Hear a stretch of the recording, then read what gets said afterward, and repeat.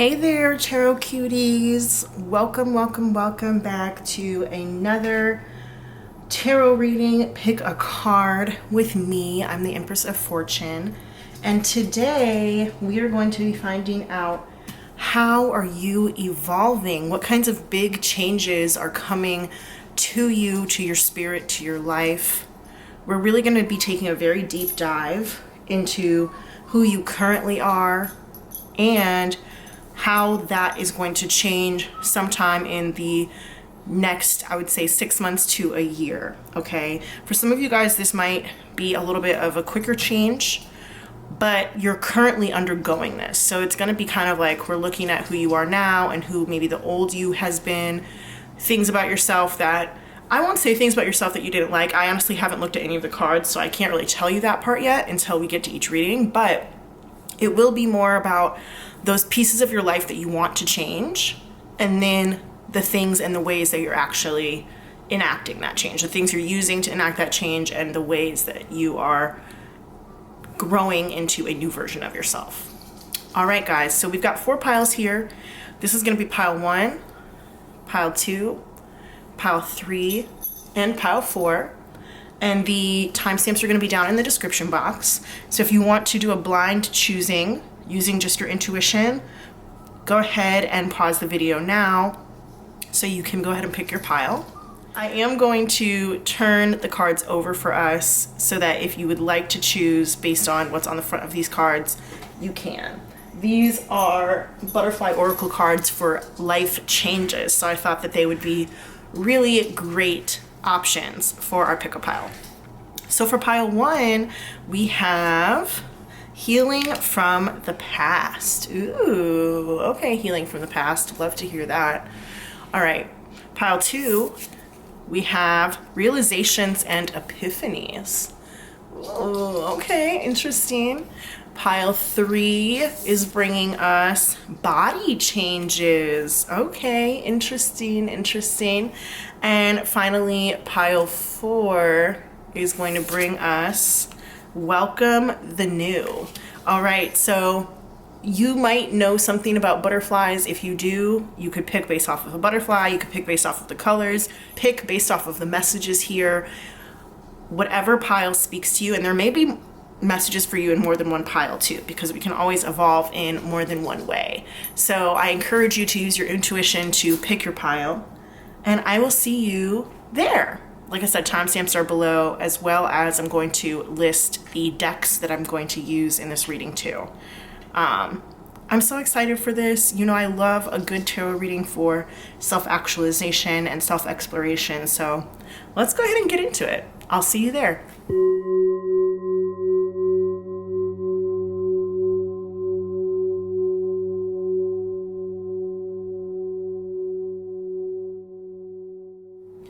Hey there, pile 1. If you chose the first card, then that is the healing from the past card.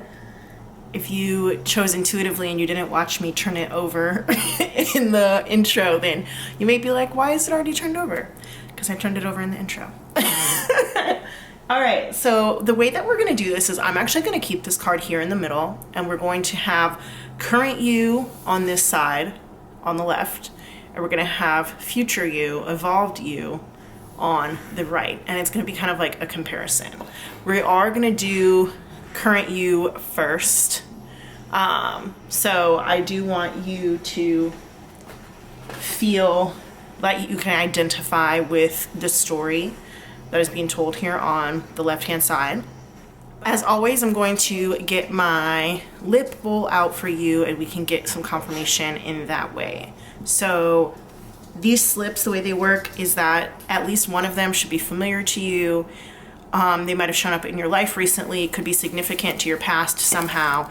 But we're going to go ahead and just ask Spirit, who is part of pile 1? Who is pile 1? Let's get some identifiers for pile 1. The question is, how are they growing, changing, and evolving? Pile 1, my people who chose healing from the past. Pile 1, who's my pile 1 people? While I'm doing this, go ahead and hit the like button. Don't forget to subscribe to my channel. It does make us more connected so that my readings can be a little bit more specific to you. Awesome, awesome. And thanks and shout out to the people who are already subscribed to me. I love you guys. Thank you.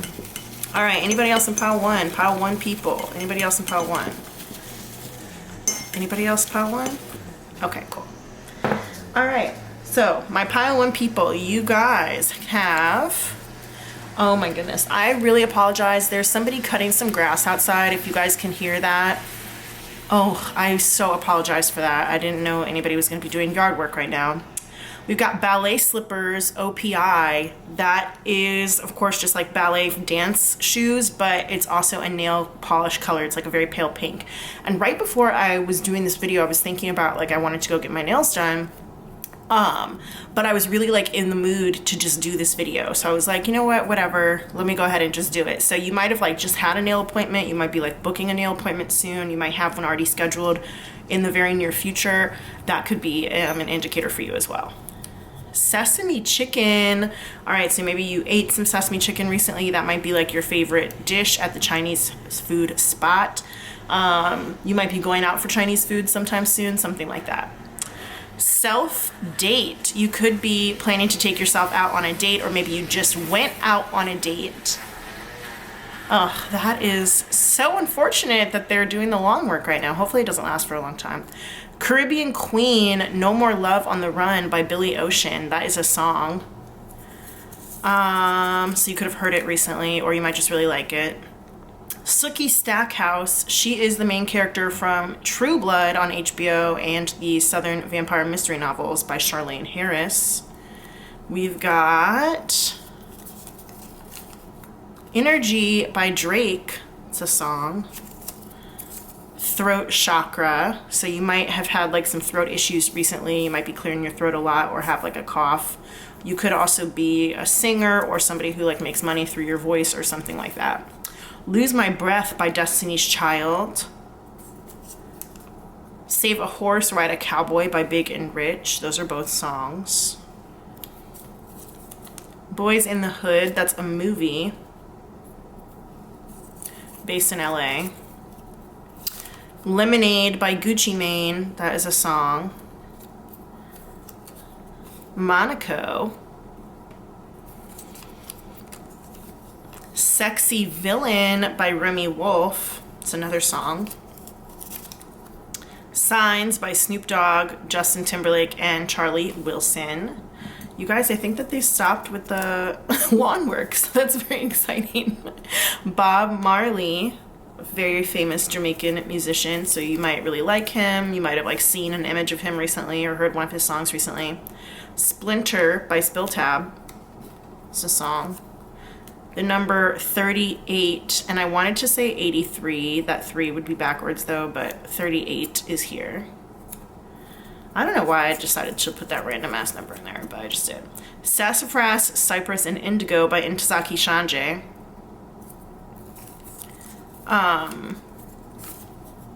Helena by My Chemical Romance, it's a song. Girlfriends, My Girlfriends. That is a TV show starring Tracy Ellis Ross. Uninvited by Mallrat. It's a song. She's an Australian musician. Usman. So that could be somebody's name, but it's also supposed to be Usman from like 90 Day Fiancé. If you guys are part of the 90 Day Fiancé fandom, you'll know what I'm talking about there. Houston, or maybe Houston. That could be somebody's name. It could be the city in Texas. It could be like Houston Street in New York. Anything that comes to mind. Houston. Yellow Jackets. That's a TV show on, I want to say, Showtime. About a soccer team. Hey Arnold. Hey Arnold. That's a vintage TV show from Nickelodeon. God Must Have Spent a Little More Time on You by NSYNC. Maya Angelou, very famous author. Sweet Love by Anita Baker. We've got, I just dropped one. Okay. Kiki's Delivery Service, that is an animated movie. Build-A-Bear. Okay, interesting. You might have a Build-A-Bear. You might be planning to go to Build-A-Bear. You could have recently built a bear. Drama. So that could be just like maybe you're caught in some drama or something recently. It could also be Johnny Drama from Entourage. There's also a like musical duo called Drama. And then there's, of course, just like other types of drama. You could be like an actor, like Drama, right? John Wick, the John Wick franchise starring Keanu Reeves. We've got car trouble. Uh-oh. I hope nobody's having car trouble, but I guess somebody is. Return of the Mac by Mark Morrison. American Horror Story Season 1 Murder House. I'm going to keep it specifically to that season. Picture by Sheryl Crow and Kid Rock. We've got Strobe Light by Little Dragon. So a lot of music coming out here. This one is Breakfast at Tiffany's, the movie starring Audrey Hepburn. Edibles. We've got Teen Girl Squad. That is supposed to be like a web series from the same people who made Homestar Runner, but it could also just be like, I guess if you're part of a teen girl squad. Or maybe like you're still friends with your friends from high school or something like that. Red Hot Chili Peppers. That's a band, if you guys don't know. Sufjan Stevens. He's a musician. I heard that he was recently hospitalized. I hope he's gonna be okay. Please Don't Leave Me by Pink. Tupac, Keep Your Head Up. And last but not least, we have the number 10. So that could be like October. It could be your birthday's on the 10th. You could live on the 10th floor, 10th street. You could have like 10 people in your family. 10 could be like your lucky number. You might be seeing 1010, things like that. So I'm going to go ahead and write these out in my tarot journal. Like I said, at least one of these things should be significant to you somehow or have shown up in your life recently. Yeah. All right, guys, I'm going to go and I'll be right back. Alrighty, pile one. Let's go ahead and get into the reading.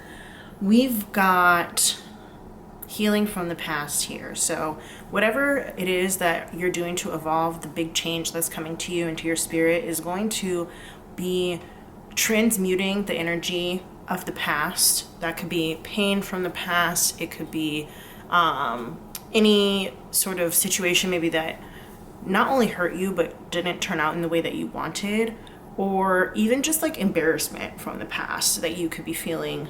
You are going to be able to finally be able to heal that and let that go, hopefully. So I did pre-pull some cards. We're going to get 2 different tarot decks out. I'll do a live shuffle of those. We're going to use like one tarot deck on this side and we'll use another tarot deck on this side. I'll talk about that in a little bit, but I did pre-pull some cards for each side. We're going to just do this first side here first. It's going to be your current situation. So currently, pile one, let's see what your current energy is. We've got emotions. Ooh, okay. So this is definitely giving me like painful past emotions that you need to heal from. It's making me think that there could have been like an emotional situation you were holding on to that you really didn't know what to do about. It might have been that things didn't go to plan and you felt kind of salty about it. It could be that you had some sort of emotions around your security or around your future. Definitely heart chakra here with all this green. But I'm getting like all of the lower chakras, like the solar plexus chakra, the root chakra, and the sacral chakra as well. So this could be issues with your home life situation. It could be issues with your money, emotions around your money. You could be healing past negative mindsets around money or about like worthiness in terms of your security, worthiness in terms of love, things like that. All right, Spirit, let's see what else. What is the current state of pile one? We've got uncertainty. Oh yeah. I definitely feel like not only with the idea of like security being an issue or a problem, but I'm also feeling that you were either uncertain about somebody or somebody was uncertain about you.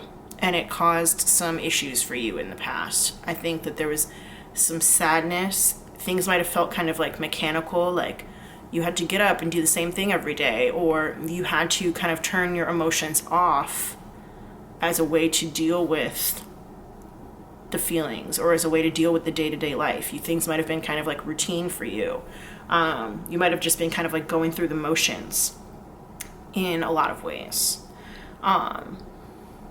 There could have been some like substance abuse, whether that is drinking or smoking or even something like hookah or something like that. And that doesn't necessarily mean that you were overusing, but you could have just been using it in a way to deal with your emotions. And it says down here, choose who you will become. And I think that you might have been struggling with that idea of like knowing what you wanted your future to look like, because you might have been having so much focus on just like the day-to-day of life.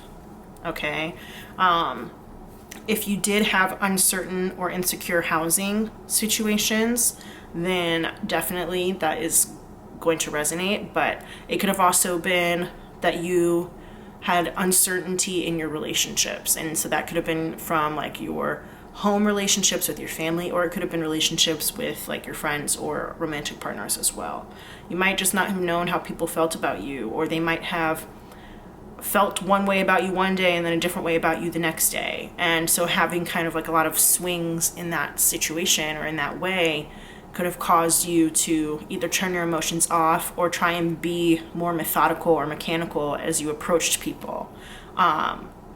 Because if you approach them in a methodical or mechanical way, then you would have a higher probability of knowing what you'd be getting back rather than living with such uncertainty. But it caused a lot of uncertainty in you too. All right, Spirit, what is the current situation for pile 1? These cards, I'm trying to decide if I want to take them reverse. I'm going to take them upright. Okay. And I'll just read the reverse as well too. Call for help. Interesting. So I think that you definitely know that like you need things in your life need to change. I think you know that you need some help. You might be thinking about pursuing therapy if you're not already in therapy. You could be asking friends for help. You could also in the past or in the current times have been refusing help. But I think you secretly or deep down know that you need to reach out to other people. Even if you've had a history of being hyper independent, because it was easier to be by yourself and do things on your own than to rely on uncertain people or uncertain situations and get your feelings hurt. So you might have been hyper independent, which in a lot of ways can be like a trauma response. Okay. I think you're just now starting to admit your needs, which is one of the things that it says down here. We've got call for backup, reach out, and admit your needs. I think you're just starting to do that. Okay. Which is good. That's a good thing. What else do we have here? We've got natural, authentic, real, and organic. Yeah, so when I was talking about like approaching things very like methodically, I think that that was inorganic for you. I think that you felt you had to do that because it, like I said, helped you know what the probability of the return was going to be. Like if you know you approach your father in a certain way or you approach a certain person in a certain way, then they're more likely to respond in A, B, or C manner. And A, B, and C are all things you can deal with, but if you approach them in an uncertain way, then you're going to get D, E, or F, and you either can't predict D, E, or F, or you couldn't handle D, E, or F. So you had a very inauthentic but methodical way of dealing with certain things. And I think that you had or still have sometimes problems of being able to show people who you really are, especially since we have here like choose who you will become. I think that you have and or had, because this is supposed to be current energy, but since it does say healing from the past, I want to also honor that you could already be coming out of some of this energy. I think that you have had such a wall up between you and other people, and with this hyper independence, it was hard for you to show your real self to people, and maybe you didn't even know who your real self was, because like I said, you could have just been dealing with like day-to-day fires that you had to put out, or you could have been using substances in a way that kind of dampened your hold on reality, or dampened your hold on your real, authentic, and organic self. And I'm not here to judge anybody who is a substance user, whether that's alcohol or something else. But I will also say that I recently heard this from somebody, so I can't take credit for it. I don't remember who I heard it from. But when people talk about recovery, so like an addict who's in recovery, and I did also say, like, just because you may use a substance doesn't mean that you're addicted to it. You might be using it to help escape from certain things in your life, but that doesn't make you an addict necessarily. But when an addict is in recovery, you can also think of recovery as like an ocean recovery mission. When somebody, like a team of divers, is going down to recover lost things in the ocean, or like an archaeologist is going to recover artifacts in a dig. It's like you're going down very, very deep to bring something valuable back with you. And it can be very difficult to see the value in yourself or in others when you're in an altered state of mind. Sometimes it could be easier depending on what substance is altering that state of your mind, but there is something worth recovering in every human being, and every human being does have inherent value in some way. Okay, so with that being said, it can be hard to make choices around what you want, who you want to be, when you're not seeing yourself clearly, or you're not allowing other people to see you clearly.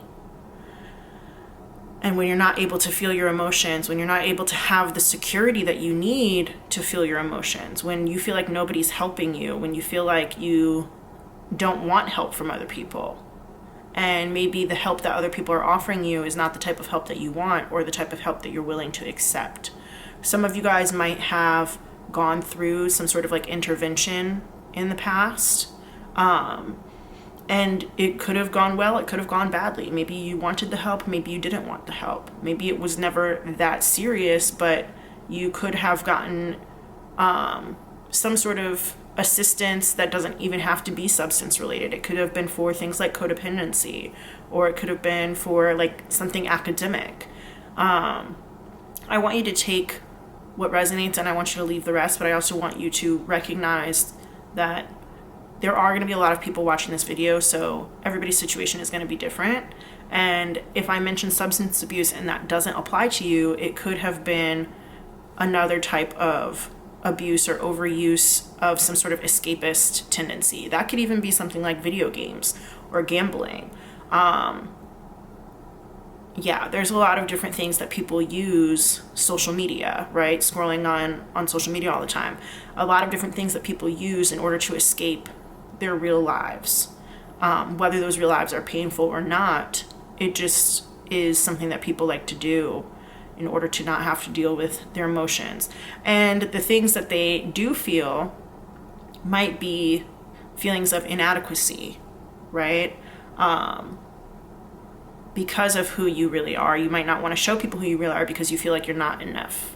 Okay, so let's go ahead and get some tarot cards for this. I'm going to use the Pride Tarot here on this side to just give us some more context about pile one and their current state / past state. Let's see. All right. So I've got the Pride Tarot here. It says, love is love. We love it. This is a collaborative deck, which I think is so cool. They got a bunch of different artists together, and some of them only did one card. Some of them did multiple cards, but yeah, I think that's really cool. And it's interesting that we're using a collaborative deck here, and it's like call for help, right? Need for backup. These different styles, they all help each other in different ways. They back each other up in different ways, and it's just very cool to see like the whole spectrum of what things could be and how people can see a different idea to create like one beautiful thing. All right, let's see. Pile 1. Who is pile 1 currently? We're asking how they're evolving, so we want to know like their current state. What can you tell us about pile 1 currently, and maybe in the recent past, or this stage of their life, I guess I should say. All right, we've got the 7 of Swords. Oh yeah, that's definitely like deceitful, inauthentic energy right there. Deceitful and inauthentic energy is coming out for sure. So there could be some like lying. You could be getting over. Maybe somebody else lied to you. Maybe a lot of people lied to you, and that might be why we have these like feelings of uncertainty here. It could be that you have issues with people like telling you the truth about who you are, whether that is the truth about how they feel about you or about certain aspects of your life. It could have been like very fundamental lies about certain things about your life, or it could have been, you know, white lies that were designed to like keep you in your place, things like that. Okay. Pile 1, tell me about their current state. Their current state. Okay, we got the 7 of Pentacles in reverse, the 10 of Wands in reverse, the 4 of Swords, and the 5 of Swords. All right, so 4 of Swords definitely speaks to this like healing. So I do think that you're already or you're getting ready to be in your healing stage, but I also think that you are carrying a very large burden here with this 10 of Wands. I think it's a mental burden. It could also be a physical burden. You might have had to move a lot, or you might just be the type of person who does move a lot, whether it was necessary or not. I think that you have other people who put too much on you. They might rely on you a lot. And we have that here with like call for help. People might ask you for help a lot more than you're able to actually give while still caring for yourself. And you might prioritize other people in order to help them, but you're not really helping yourself. You might also be helping people more than they would help you, meaning like doing things for people who would not do the same thing for you. Okay? That could have been something that is like part of your current state too. The 7 of Pentacles here, the first thing I thought of was like impatience, but I'm also getting like improperly investing, okay? So that goes along with what I was just saying of doing things for people who might not do the same thing for you. That's an improper investment. You're investing in the wrong people. You might also be investing incorrectly in yourself. So putting your time and your energy and your resources in places that are not going to help you grow. That could be mind-altering substances, it could be gambling, it could be putting your time into unnecessary social media, like scrolling on TikTok for like 4 hours at a time. It could be that you used your money on like fast fashion clothes that got destroyed after only 6 months or a little bit of time. Maybe like even on the first time you wore it, it ripped or something like that, and you're not putting your money into things that are actually going to last and do good in your life. So I just kind of feel like when you look back on your life at this stage, you kind of feel like you could have used your money, your time, your emotions, your social connections, whatever it was, you could have used them differently. And I think that you might have a little bit of regret about that because it wasn't in line with who you would like to see yourself as. Like we have here, choose who you will become. And I think that you maybe didn't have like the clearest vision of who you were at that time, which is why we have this like natural, authentic, real, and organic here. I think you struggled to see who you really are. And because of that, you didn't know what was the best way to invest all of your resources. And I think you're coming out of that now, and it's a little bit regretful energy, wishing that you had done things a different way.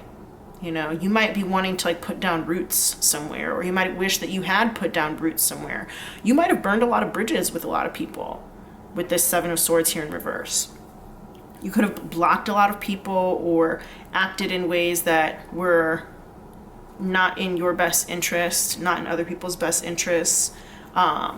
Maybe you were doing like sneaky things that might have felt good at the time, but you're now realizing that you should have or could have done better at that point. And I feel like with emotions here, like I'm kind of getting a little bit of guilt. I'm also getting a little bit of feeling like adrift, okay, with that uncertainty as well. So let's see what else we have. I do think with this Five of Swords here, we got Four of Swords and then Five of Swords, like you are actually up for the challenge. You want to take a little bit of time to rest and to recuperate, and to maybe find the people who are actually loyal to you and to learn to be a little bit more loyal to yourself. You might be on like a healing journey physically. This person here does seem like they have like a yoga mat or something here in the back they're using as a pillow. So you might be into yoga or something like that, but you could also just be into some sort of like restorative practice that is going to be helpful to you. And if so, that's good. That's definitely good. You could be trying to get physically together, like lifting weights with this Ten of Wands here. But I do think that this is going to be a challenge for you. And with this being a Five of Swords here, I think the challenge is mostly mental. Okay, this is going to be a very mental challenge for you to be in the moment. Four of Swords is like being in the moment. And especially if we're healing from the past, leaving all of the past stuff behind and just being in the moment. So this could also be meditating, but I think that that's going to be a big challenge for you. I think you're going to find that to be very difficult, but is it going to be worth it in the end? Only you can decide that. I can sit here and say yes, and I do think it's going to be positive, but 5 is a number of conflict. And I think you're going to not only have conflicts within yourself, but you're going to have conflicts with other people. Okay, this could also be about drawing boundaries with other people. And you may find that some people go dark in your life. By go dark, I mean they may disappear from your life, okay? Or they may talk badly about you. There may be some negativity that people are trying to put on you as a result of that. You may also be going through a really difficult period of trying to figure out who you are and how to speak your truth about it. We did get throat chakra coming out in our slips, and so you might have a hard time trying to articulate what it is that you want to show up as in the world. And I'm saying that not only because we do have like choose who you want to become, but also we have like this gender symbol on this card here, and that doesn't necessarily indicate that you, the viewer, is struggling with like your gender identity or your gender expression or anything like that, but that could be the case for some of you. It could also just be like how you want to express yourself authentically in the world, and the pressures that society is putting on you, the pressures that your community is putting on you in order to keep you in a certain place and keep you in a certain box. And I think that you want to come out here with your sword of truth, and you want to just like tell everybody what it is, tell everybody who you are, and you're tired of, you know, feeling deceived or being deceitful or keeping secrets or whatever it may be, living in a state of uncertainty because you are being pushed down or feeling too scared to move forward. This is like a true, almost like a make or break moment for you, honestly, because when we hold on to the past for too long, it can start to consume us in the present and in the future. And if you don't make the brave choice to speak your truth and be who you really are, then people who are here in the dark, they're going to try and pull you back into the darkness with them. There is a saying that's like evolve or die, and I don't really like literally mean die, but I think that your spirit is like calling out for help, and your spirit definitely wants you to take the hard and heavy steps to move forward and to figure out where you do need to invest in yourself to heal. And I'm looking at this person here, and it's almost like their body looks like it's like wrapped in bandages. So this is like truly healing and like grounded energy here. So you definitely need to do some grounding. I think you need to try and find a place that is going to give you the security that you need. If you have found it already, congratulations. If you haven't, then that might be like a next step for you. Somewhere where you can comfortably lay your head without feeling so much uncertainty. Okay. I'm going to go ahead and get into the second part of this reading, which is going to be the evolving you in your evolutionary space. All right. I'm gonna pull, well, I already pre-pulled, but I'm gonna pull these cards first. I'm gonna do it kind of like the same order that I did before. So pile 1, I almost wanted to say pile 2. Pile 1, how are they evolving in their next chapter? How are they evolving? We've got challenge here. Should I keep it upside down? All right.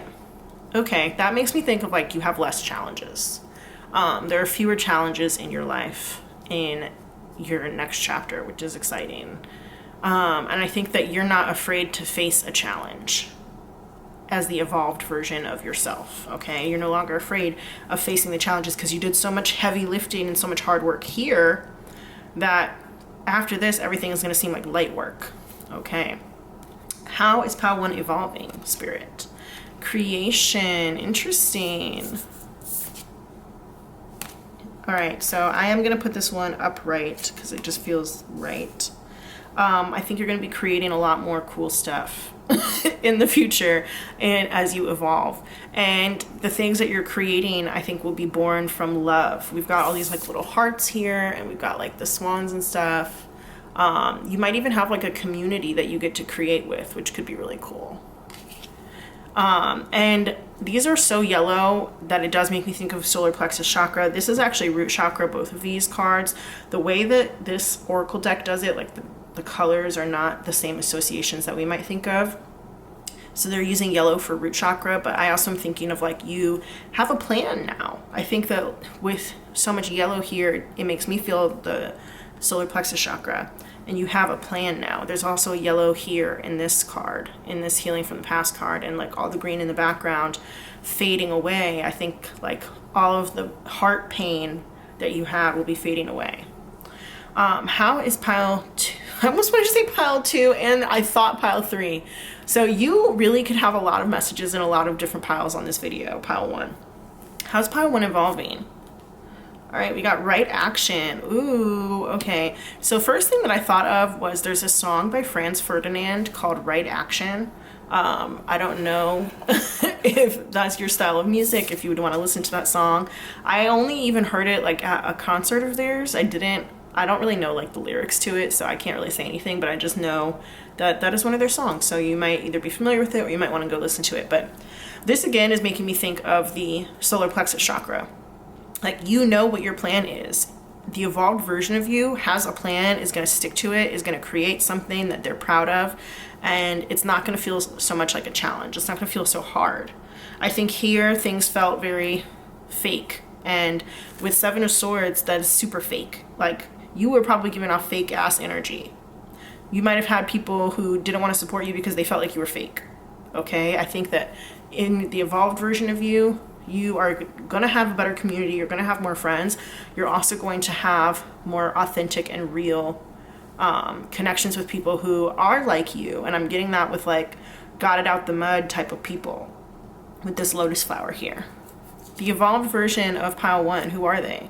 We have play. Oh, that's so beautiful. I think that you're going to have so much more playtime. You're going to have so much more of a playful spirit to you. And you're going to just like generally have like a little bit of happier energy, which we love. That's exciting. Yay for you, pile 1. I love to see this. And I am getting like, if there's not like a substance abuse issue here, you may learn how to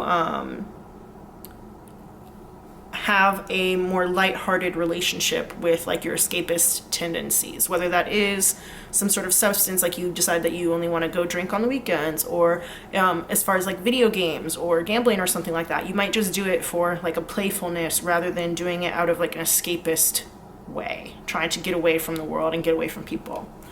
And so you might have like a healthier relationship with that. Awesome. Okay, let's see here. How is pile 1 evolving? We got manage to be glad. Oh, yay.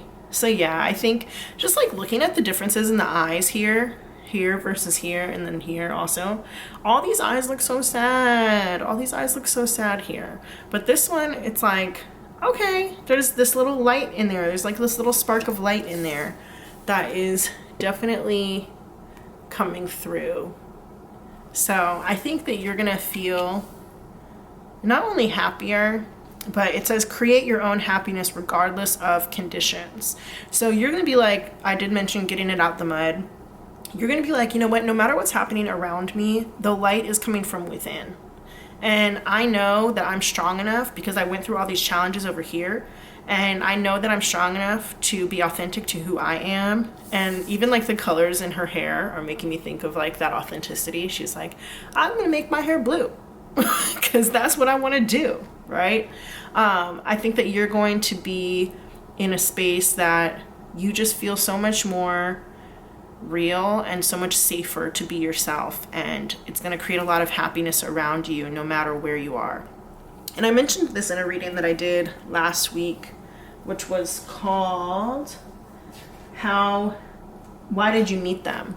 And I was talking about how there are people, you know, all over the world who are living in not the best living conditions. You know, they might not have running water, they might not have access to education, they might not have all manner of things that are creature comforts that people in more privileged countries and spaces have gotten used to.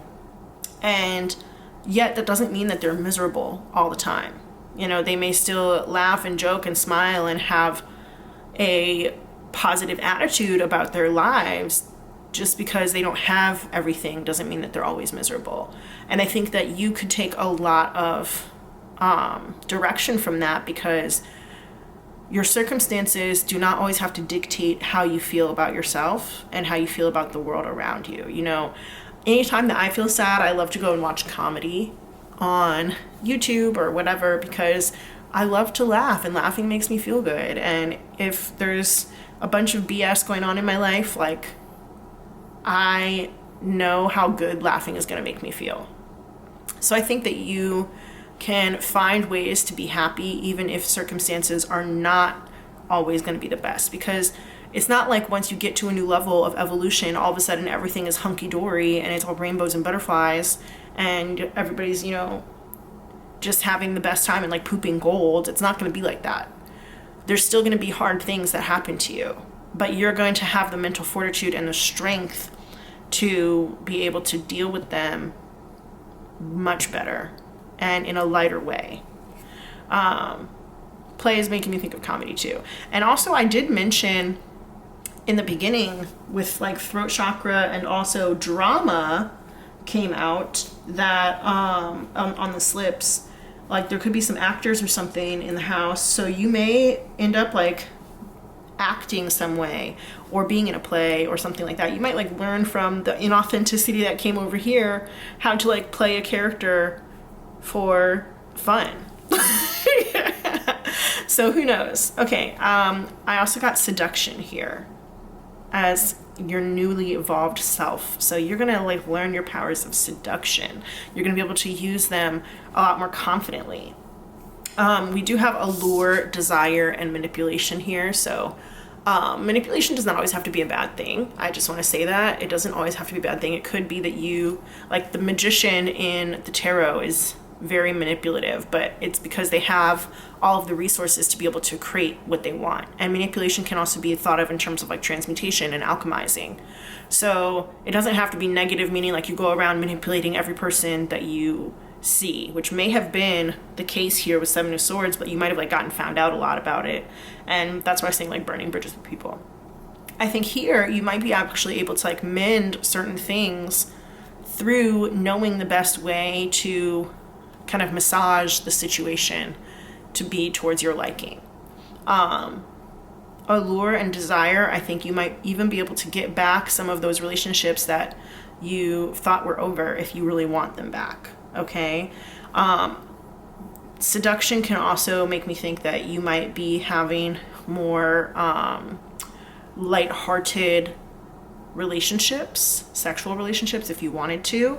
You don't have to. That doesn't mean that you have to if that's not your vibe, but it might just be that you feel like maybe even a little bit more playful inside the bedroom.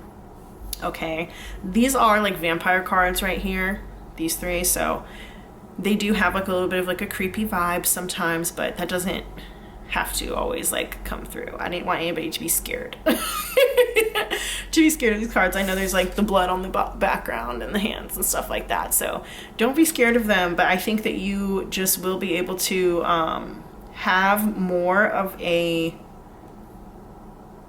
attitude that you want to get yours first before doing for other people, which is definitely like a big change from the people pleasing that was going on over here, where I said like you might be doing things for other people that they would never do for you. I think you're flipping that on its head in the evolved version of you, and you're like, I'm going to get mine first before I help other people. That doesn't mean I'm not going to help other people. That doesn't mean I'm not going to, please other people, but I'm going to make sure that I'm taken care of first. Okay, and that could be in the bedroom, it could be elsewhere as well. But with all the rest of these cards here, like creation, right action, challenge in the reverse, and play, it definitely does feel like more lighthearted, even if this does have like a serious feeling to me. I think also you're going to be taking yourself a little bit more seriously, whereas, but in a playful way. Whereas here, I think you were taking yourself a little bit too seriously in a way that made you feel inadequate and less than. Here, you're going to be taking yourself more seriously in a way that like you have a plan for the future and you want your plan to work out. And so you're going to be serious about that. I love that for you. I'm going to get the tarot out now. I'm going to be using the Chinese tarot. This deck is like slightly modified because I lost the Ace of Coins card. I got this deck in New York City and I opened it on the subway because I was just so excited. I think this is like the third deck that I ever bought, and I have over 70 decks now. And I was just so excited, and I opened it on the subway, and I guess I lost the Ace of Coins card. I don't remember losing it, but the Thoth Tarot has an extra card in it. So I just like taped the Thoth Tarot card. It is, let's see if I can find it. It's in here somewhere. To like one of the extra cards in here that's like about this deck.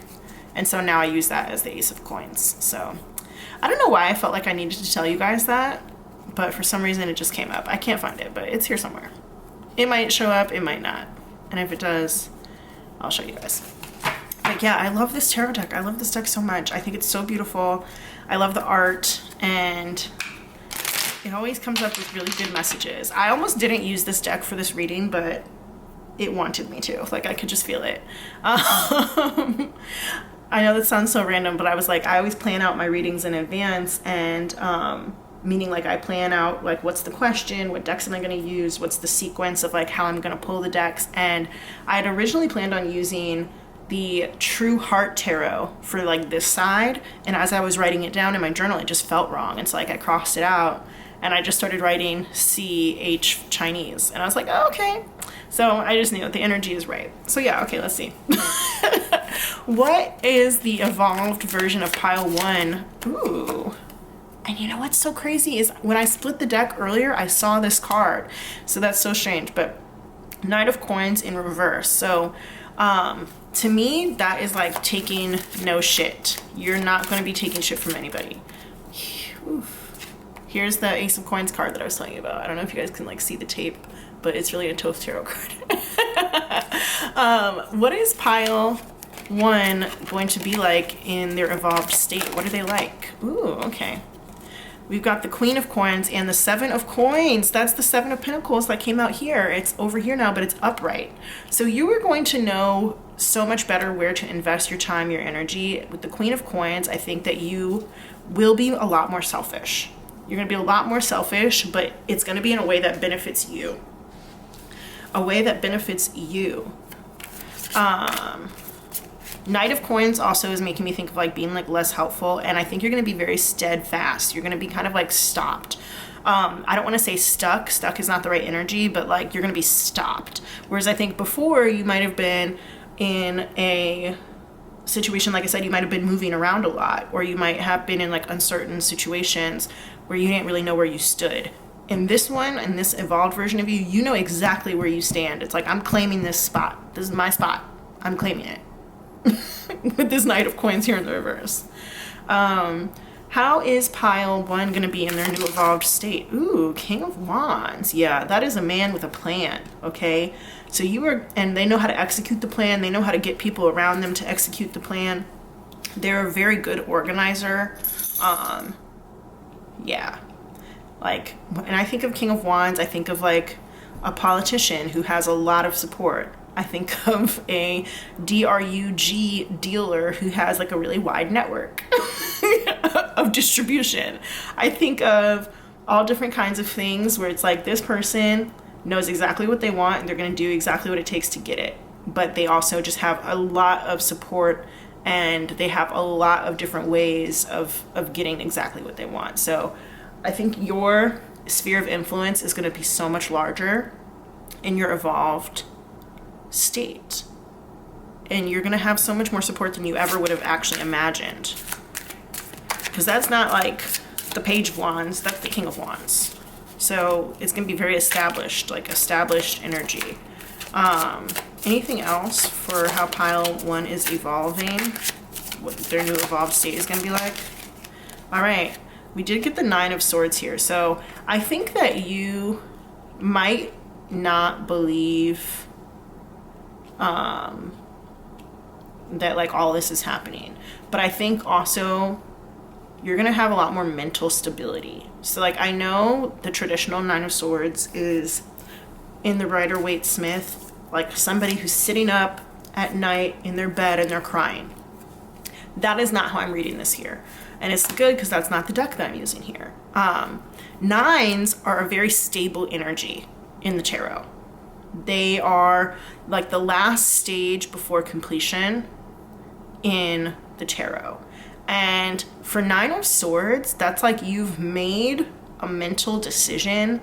You've got the proof. You know that it's true. And it's passed the test of, is this true or is this untrue? That happens with the 8 of Swords. The 9 of Swords is you've come to a very strong conclusion. And it's unshakable. It's unshakable. You know that no matter what happens, like, it just is what it is. And I think that you've come to a space of mental fortitude that we were talking about here that you didn't have, and you're gonna have that now. And I love that for you. It's like you found your truth, and nobody's gonna take that from you, okay? This has a lot to do with the numerology of the tarot and the tree of life, and thinking from the ace to the 10, how like a seed sprouts and becomes a tree. I have a whole philosophy behind this that I like teach in my tarot classes. But the 9s are where the root is so strong, it's taken hold, you just know exactly what it is. Like, you think about the 9 of Pentacles, that woman is so independent, she knows exactly who she is. You think about the 9 of Wands, that soldier or that person has been through some crazy shit, but they're like there to defend what they believe in because their beliefs are so strong that they will do whatever they can to believe it, even if they were hurt or injured in the past. Their belief is so strong because that's just what it is. The 9 of Cups is a place of true self-satisfaction where you have everything that you want emotionally. It's your dream life. It's a place of emotional stability for the individual. And the Nine of Swords is a place of mental stability for the individual. Even when thinking about the Rider-Waite-Smith, where that person is like sitting up, crying in the bed, it's like this thing that they're thinking about, they know it so much to be true that it keeps them up at night, and it's like overwhelming how true it is. Whether that thing is good or bad, it's overwhelming how true it is. So yeah, I'm gonna stop talking about that. I might leave that for my TikTok series about the different cards and their meanings. But if you're not following me on TikTok, go ahead and follow me on TikTok at Empress of Fortune. But you are just so sure about who you are, and you're living so authentically that it's like all these swords that are coming for you, all these like thoughts, whether they're your own negative thoughts or from other people, you're just fighting them off. You're like, nah, nope, no. Swing, swing, swing, swing, swing, bye. Because you're so confident of who you are and how you're showing that to the world. And you have the support of so many people. It's awesome. I love this for you, Pile 1. Is there anything else about Pile 1's evolution? Here we go. Death in the reverse. I'm gonna put that right here. Death in the reverse, it's like you are having a reinvention of yourself. This is a true reinvention, which makes sense since it's an evolution, but the old you is not going to be totally dead in this evolution here. I think that it is going to be a situation where you're not like suffering fools, okay? I say that because if we look here, it's like this like little person is like asking and begging for forgiveness, begging for another chance. I think that you are not giving anybody else another chance who doesn't deserve it. I did say that you might be like making reconnections with people from your past who maybe didn't deserve how you treated them in the past. And so you're going to be a lot wiser about how you give out new chances to people and what you do with your second chances that other people give you. I think you're going to be a lot wiser about how you invest in others and what you do with the investments that other people give you and what you do with the investments that you are making in yourself. But with this being a major arcana card, I think you're heading towards a place of enlightenment with this. You are taking the time to really make sure that things are how you want them to be before moving forward. So this is like almost like a pit stop in some ways, this evolutionary stage that you're going into. And because you are going to be in one place or in a place of like really heavy security, you're going to feel stable and like weighed down in a sense, but in a healthy way. And you're going to be a little bit more selfish about this. You're going to be taking the time that you need in order to fully steep in this evolutionary stage. When I say steep, I mean like how you steep a tea bag to make the tea stronger. You leave the tea bag in the water for as long as you want in order to get the strength of the flavor that you want. And I think you're going to be recognizing that you can stay in this stage for a while to just really make sure that the lessons are ingrained, okay? Because it's going to take a lot of work to undo all of the insecurity that is coming from this side. And so if you need to take extra time over here and take extra time to be selfish, that's okay. All right, we have a couple of like last messages from the Because I Love Myself deck. These are like little affirmations that you can use as you evolve and as you heal from your past. Let's see, what are they? We've got boundaries. Girl, what did I say? Boy, what did I say? Non-binary friend, what did I say? I said boundaries. I said you didn't have the boundaries before and you're drawing them now, okay? I only allow caring and respectful people into my inner circle. I was just saying you're gonna be really careful about who you give second chances to. I maintain this boundary with integrity and kindness. Love that for you. Okay. What else do we have? Time to change. Love that. I will be patient with myself. I was just saying, you're going to take as much time as you need. All that is worthwhile takes time to change, and I know I am growing every day. I slow down, appreciate all I have done, and continue on my journey. Okay, guys, pile one. This is like a very juicy reading. I'm so excited for you and this evolution, these big changes that you're going through. And I wish you the best of luck on your journey forward. Thank you so much for being here with me. Don't forget to hit the subscribe button and to hit the like down below. Give me that little thumbs up. And I'll see you in the next one. Bye.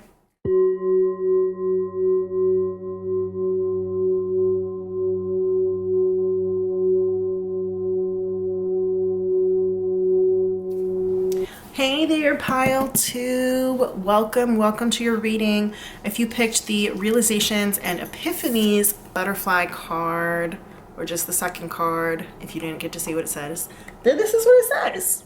All right, just as a confirmation, we are going to get out your identifiers just to help you know for certain that this is in fact your pile. One of these should be familiar to you, significant to you, or maybe shown up in your life recently. So Spirit, who's in pile two? Who are my pile two people?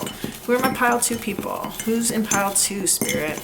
While I'm doing this, go ahead and hit the like button and subscribe to my channel so that my readings can be more specific to you. We can be more connected. Pile two. Who are my pile two people, Spirit? Who are my pile two people? Who are my pile two people? Anybody else in pile two? Anybody else in pile two?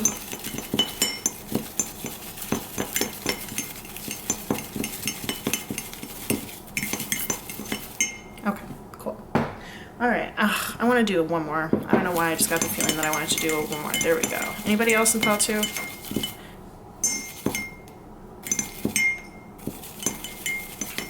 Okay. All right, pile two bees. We've got Black Hole Sun by Soundgarden. That's a song. Sorry if you guys can hear my dog eating in the background. He's just like the loudest eater. Lemon Breland from Heart of Dixie. That's a character from a TV show. Earth signs, Capricorn, Taurus, and Virgo. So that could be like your sun, moon, rising, or Venus sign. Or you could have like an Earth sign stellium. Roller coaster, maybe you like went on a roller coaster, you could just really love roller coasters. You might have heard somebody talking about roller coasters, or you might have been talking about roller coasters. You could have like a trip planned coming up to go to like a amusement park or something like that. Work from home, Fifth Harmony, that's a song, but you also might be somebody who works from home. Doctor Strange, Marvel, that could be like your favorite character, or you might have like seen the movie recently or something, I don't know. Mia Thermopolis, that is the main character from the Princess Diaries movie, or movies and books. Chateau Marmont, Hollywood, that's a hotel in Hollywood. Nobody's Supposed to Be Here by Deborah Cox, that is a song. How did you get here?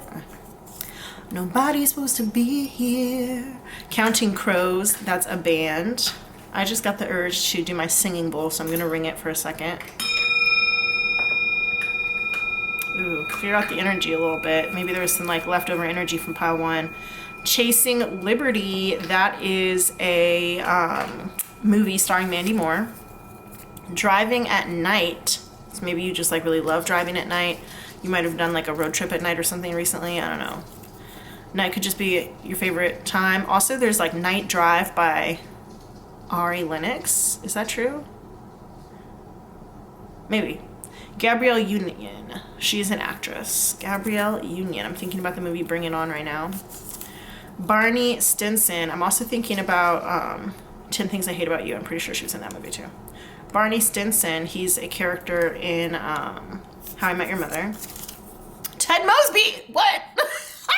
That's crazy. That's never happened before that they both came out. Ted Mosby is the main character from How I Met Your Mother. If you know, you know. That's wild. Okay. Key tattoo.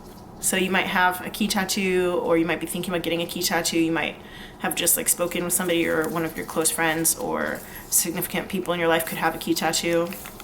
Harry Potter and the Chamber of Secrets. Okay, that's a book and also a movie. We've got Beverly Hills. That's also a song by Weezer, but we got two like famous Hollywood locations here, Chateau Marmont and Beverly Hills. Beverly Hills, that's where I wanna be. Gimme, gimme.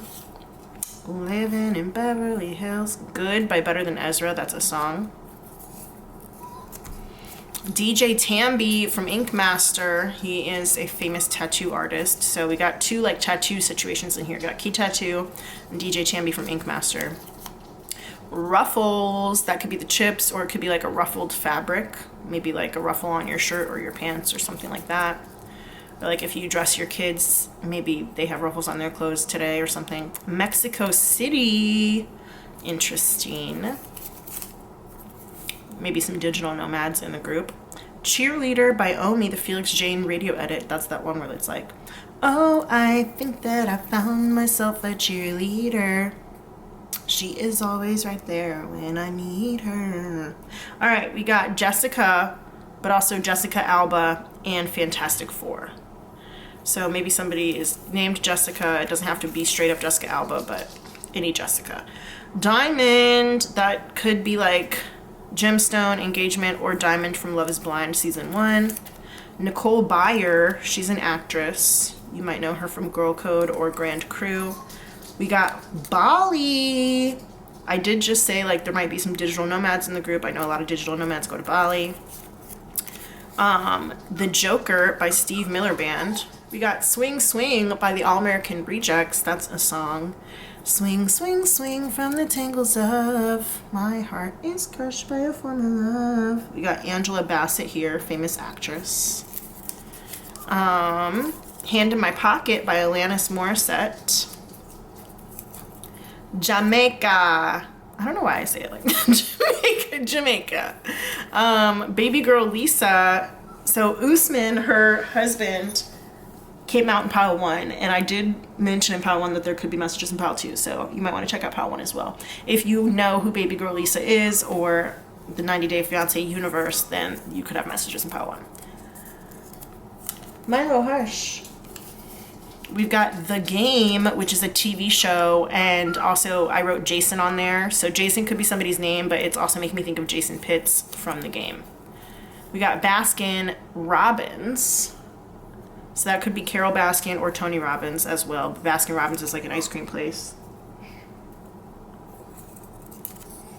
We've got Seth Rogen here. He's an actor. Well known for Knocked Up and Sausage Party and some other movies. Avenged Sevenfold. That is a band. Drew Barrymore by SZA. It's a song. Portions for Foxes by Rilo Kiley. Fish Food, Ben and Jerry's. So we've got two ice creams here. We've got Baskin Robbins ice cream and Ben and Jerry's ice cream. So ice cream could be like a really big deal. I don't know. And then we have Kimberly from 90 Day Fiancé, who is Usman's other girlfriend. That's crazy. We got Baby Girl Lisa and Kimberly in here. So if you know, you know. 90 Day Fiancé fans, rise up. Hive, stand up. That's crazy. I don't think that they've ever come out together before either. Maybe they have in like one of my TikTok readings, but I don't think so yet on YouTube. All right, guys, I'm going to go write these down in my tarot journal, and I will be right back. Stick around for me to get the cards. Alrighty, Pile 2, we are going to go ahead and get straight into this reading. I'm so excited. We've got so many decks, so many insights today. And we're going to do kind of like two sides. This is going to be like your current you / past you and how you are now. And then this side here is going to be how you are evolving. So I'm going to go ahead and I'm going to use my cards here to tell me your current piece, and then we'll compare. All right, so I've got love. Ooh, so this could be like an era of love where you're in love with somebody else. It could be an era of self-love. You might be really in your heart space right now, even if you're not like in a relationship or anything. There might also be something like musical going on. You could have maybe like, or be planning to attend a wedding or something like that. Yeah, okay, interesting. Definitely getting like pair bonding here. And let's see what else. What is pile two's current era? Current evolution, current stage. Forget who you are. Oh, I see. Conditioning falls away. Memory no longer defines you. Okay. So the way that I actually took it when it said forget who you are is that you might have lost yourself in a relationship. So we're going to go into the rest of those words later, but this could be a time when you and whoever the other person was, and that could even not be a romantic relationship. The other person might have like taken over or dominated your personality, your brain space, or something like that somehow. This could be a parent, it could be a crush, it could be a partner, it could be like a really, really close friend or something like that. Drew Barrymore by SZA is one of the slips that came out, and it's just making me think about how she says like, lonely enough to let you treat me like this. So you might have been in a situation where somebody wasn't treating you very well. All right, let's also see what happens here. We've got religion, canon, rules, and commandments. Okay, so this definitely could have been a marriage. It doesn't have to be a marriage for everybody, obviously, but you might also feel very bound by your religious practices or your religious beliefs to be conditioned in a certain way, because we've got like conditioning falls away here, right? Memory no longer defines you. And then this says like canon, rules, commandments. And even though these are both upright, I am just putting them upright, but I'm going to read both the reversed and upright meanings. And so in this one, it is that you are very conditioned in a way that I think could be due to your spiritual beliefs, whether you're religious or not. This could be like my twin flames pile, okay? This might be the people who think that they are in a twin flame situation, all right? If you've seen in my videos before, you'll know that I do not F with that philosophy. I do not believe in twin flames. I think it's a dangerous ideology that causes people to be stuck in relationships where they're made to suffer, and I don't like that. So this might be my twin flame pile. We've got realizations and epiphanies here. And I know that when you meet somebody who you think is your twin flame, it can feel like you've had a realization. It can feel like you've had an epiphany. But, and I'm not here to discount anybody's journey. If that's what you believe, then go ahead and believe it. You should never try and fix yourself to fit into somebody's life. And when I say fix yourself, I don't mean like heal things that are wrong with you. I mean, like, you know, when people say, like, oh, I'm fixing to go to the store. Like, you're getting things in a certain order in order to fit into somebody's life in a way that is very inauthentic to you and who you are, but fits with how they believe that you should be. And that's different from growth and healing and transformation. But it's like when you remember who you are, you have a realization, an epiphany about yourself, and you remember who you are and where your power lies. And I know that there are a lot of people out here who would do anything, like they fall in love with somebody or they have a huge crush on somebody and they try and change themselves to be what that person wants or what they think that person wants, because we've all seen those TikToks out there where it's like a crush is just a lack of information, and I very heavily resonate with that, okay? This is like, you know, when you find out that your crush or your boyfriend or whatever, your girlfriend, so-and-so loves a certain band and you don't know anything about that band, but you go out and buy their t-shirt from Hot Topic, and then you're there the next day, the next time they see you wearing that band t-shirt, even though you don't know anything about them. It reminds me of in New Girl when Jessica, which actually was one of our slips, Jessica came out. Jessica Day wanted to be friends with Coach really badly, and so she started wearing like the Pistons jersey and like watching the Pistons game with him so that she could try and fit into the things that he liked to do, because she just wanted him to like her so badly, even if it was just as a friend. And I mentioned before, like, this doesn't have to be a romantic thing. She just wanted him to like her so badly that she like made up this whole personality trait to try and spend time with him. And it was so silly, and it ended up causing issues in her real relationship with Nick, but also it just was like not who she was. And she did eventually come clean about it, but it just, makes me think of that. And the way that Coach was talking about the Pistons and the sports, he talked about how like he grew up and it like was a really, really big part of his upbringing, and they were able to actually bond over things about their childhood. And so it ended up not even being about the Pistons or the sports team anymore, but they were able to bond about their childhood and the childhood beliefs they had. But like for him, it was almost like a religion. Like he would watch them like religiously, right? I'm gonna stop talking about New Girl, but this is just the vibe that I'm getting of somebody who's trying to fit or fix themselves in order to fit into the idea of what this other person wants, to try and fit into their life instead of being authentically you and living your own life, okay? And definitely you really could have messages in Pile 1, because Pile 1 was a lot about authenticity and people pleasing. But this is like a different vibe, because I think this is a more specific situation that has to do with a specific person in your life or just a pattern of behavior.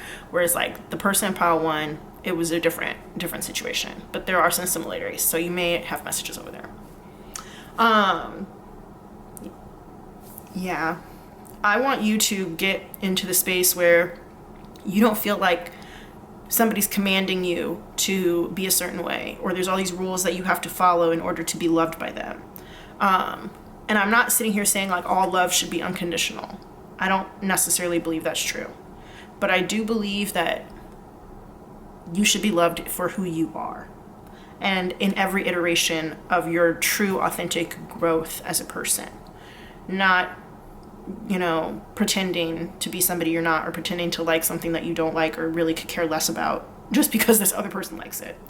All right, let's see. I'm gonna use the Pride Tarot to get some more context on your current state.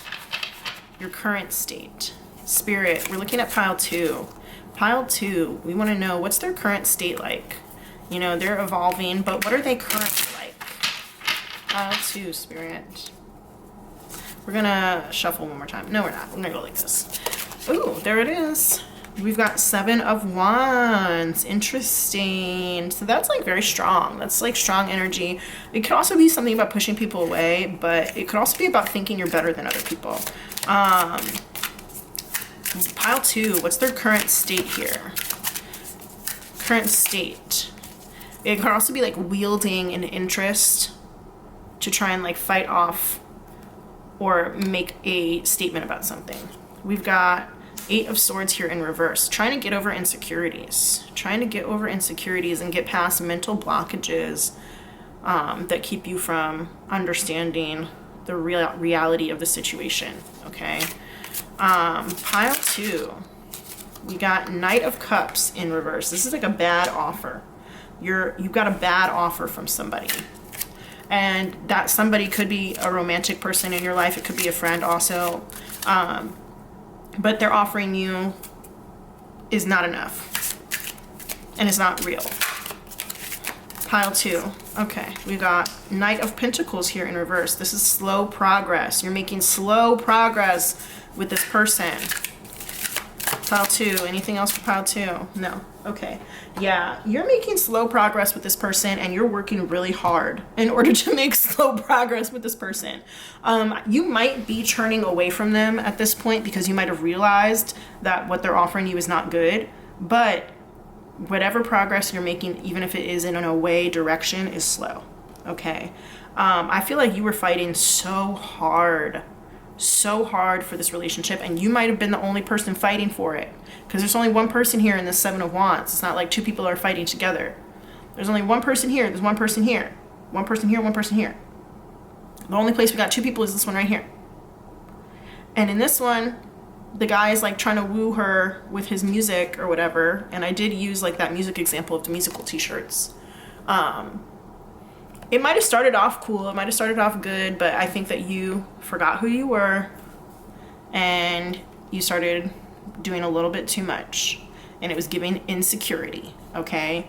Yeah, it's okay. Pile 2. I think we've all been there, but it's just a situation where, you have to be true to who you are. And if they like you, they like you. If they don't like you, they don't like you. You shouldn't have to pretend to like stuff that you don't like just to get somebody's attention. It's like a shiny distraction. Like, look at the lights. Look at all of the distractions that I have. Don't look at who I really am. Just look at all of the pretty shows that I'm putting on for you, and the regalia, and all of the like things that I know that you like. It's like, oh, you like girls with tattoos? Okay, I'm gonna go get some tattoos. This person has tattoos here. Like, maybe they have, we did mention tattoos, a key tattoo, all that other stuff. Maybe they have like a certain look that they ascribe to, like their aesthetic, right? And you decided to get into that aesthetic because you wanted them to like you. And maybe that's not how you normally would dress, or how you really normally identify. Maybe like they go to a certain church or a temple or something, and so you decided to start going there too because you wanted them to think of you in that way, right? It could be any of those things, but I think that you have had a little bit of a realization with this Eight of Swords in reverse, that what you've been doing is deceitful, and that it's not sustaining long term, is not authentic to you, okay? Yeah, you definitely could have messages in pile 1. All right, let's look at the evolution. Let's see how you're evolving. All right, how is pile 2 evolving, Spirit? You've got peace. Oh, look at that, peace and love. But I think you're coming to a place of peace, and it could be still within the same relationship or the same friendship. But I think that you are going to find your own peace within that. How's pile 2 evolving? Let's see. We've got such a curious dream and nonsense. Yeah, you're recognizing that things are not making sense the way that you're doing them. I'm gonna put this here. I have this like incense stain on my vinyl here. It makes me upset, but I might have to change the vinyl soon, you guys. We'll see. Nonsense and such a curious dream. I think that you're kind of realizing that you were, it's like that song Aerosmith, Dream On. I think that you were realizing that like what you were presenting to them was an illusion, and also what you knew about them was also a little bit of an illusion. And you're now recognizing that, like, okay, it's time to wake up, because this doesn't make any sense. And the Queen of Hearts in Alice in Wonderland, she really wanted things like a very specific certain way in her kingdom, in her garden, in her grounds. And it was like to the point where the cards that she had employed were like painting the roses red because they accidentally had planted white. And so they painted them red so she wouldn't know. But they're not really red roses, they're white roses. And it's like, that's what this is here. It's like, that doesn't make any sense to do that. The roses are there, they're still beautiful as they are, but because she wanted them a certain way and believed that they had to be a certain way, all the other people, or all the other entities and beings in Wonderland were like so scared of her that they did what they felt like they needed to do in order to make it fit her vision. And I think that you're realizing that this is nonsense, that you don't have to do that. You're waking up. I love that. All right. Pile 2. How are they evolving? We've got last day in the light and that death will come. Interesting. Yeah, I think you're realizing that, like, 1, you can't live your life for other people, and that 2, life is short, okay? Life is short.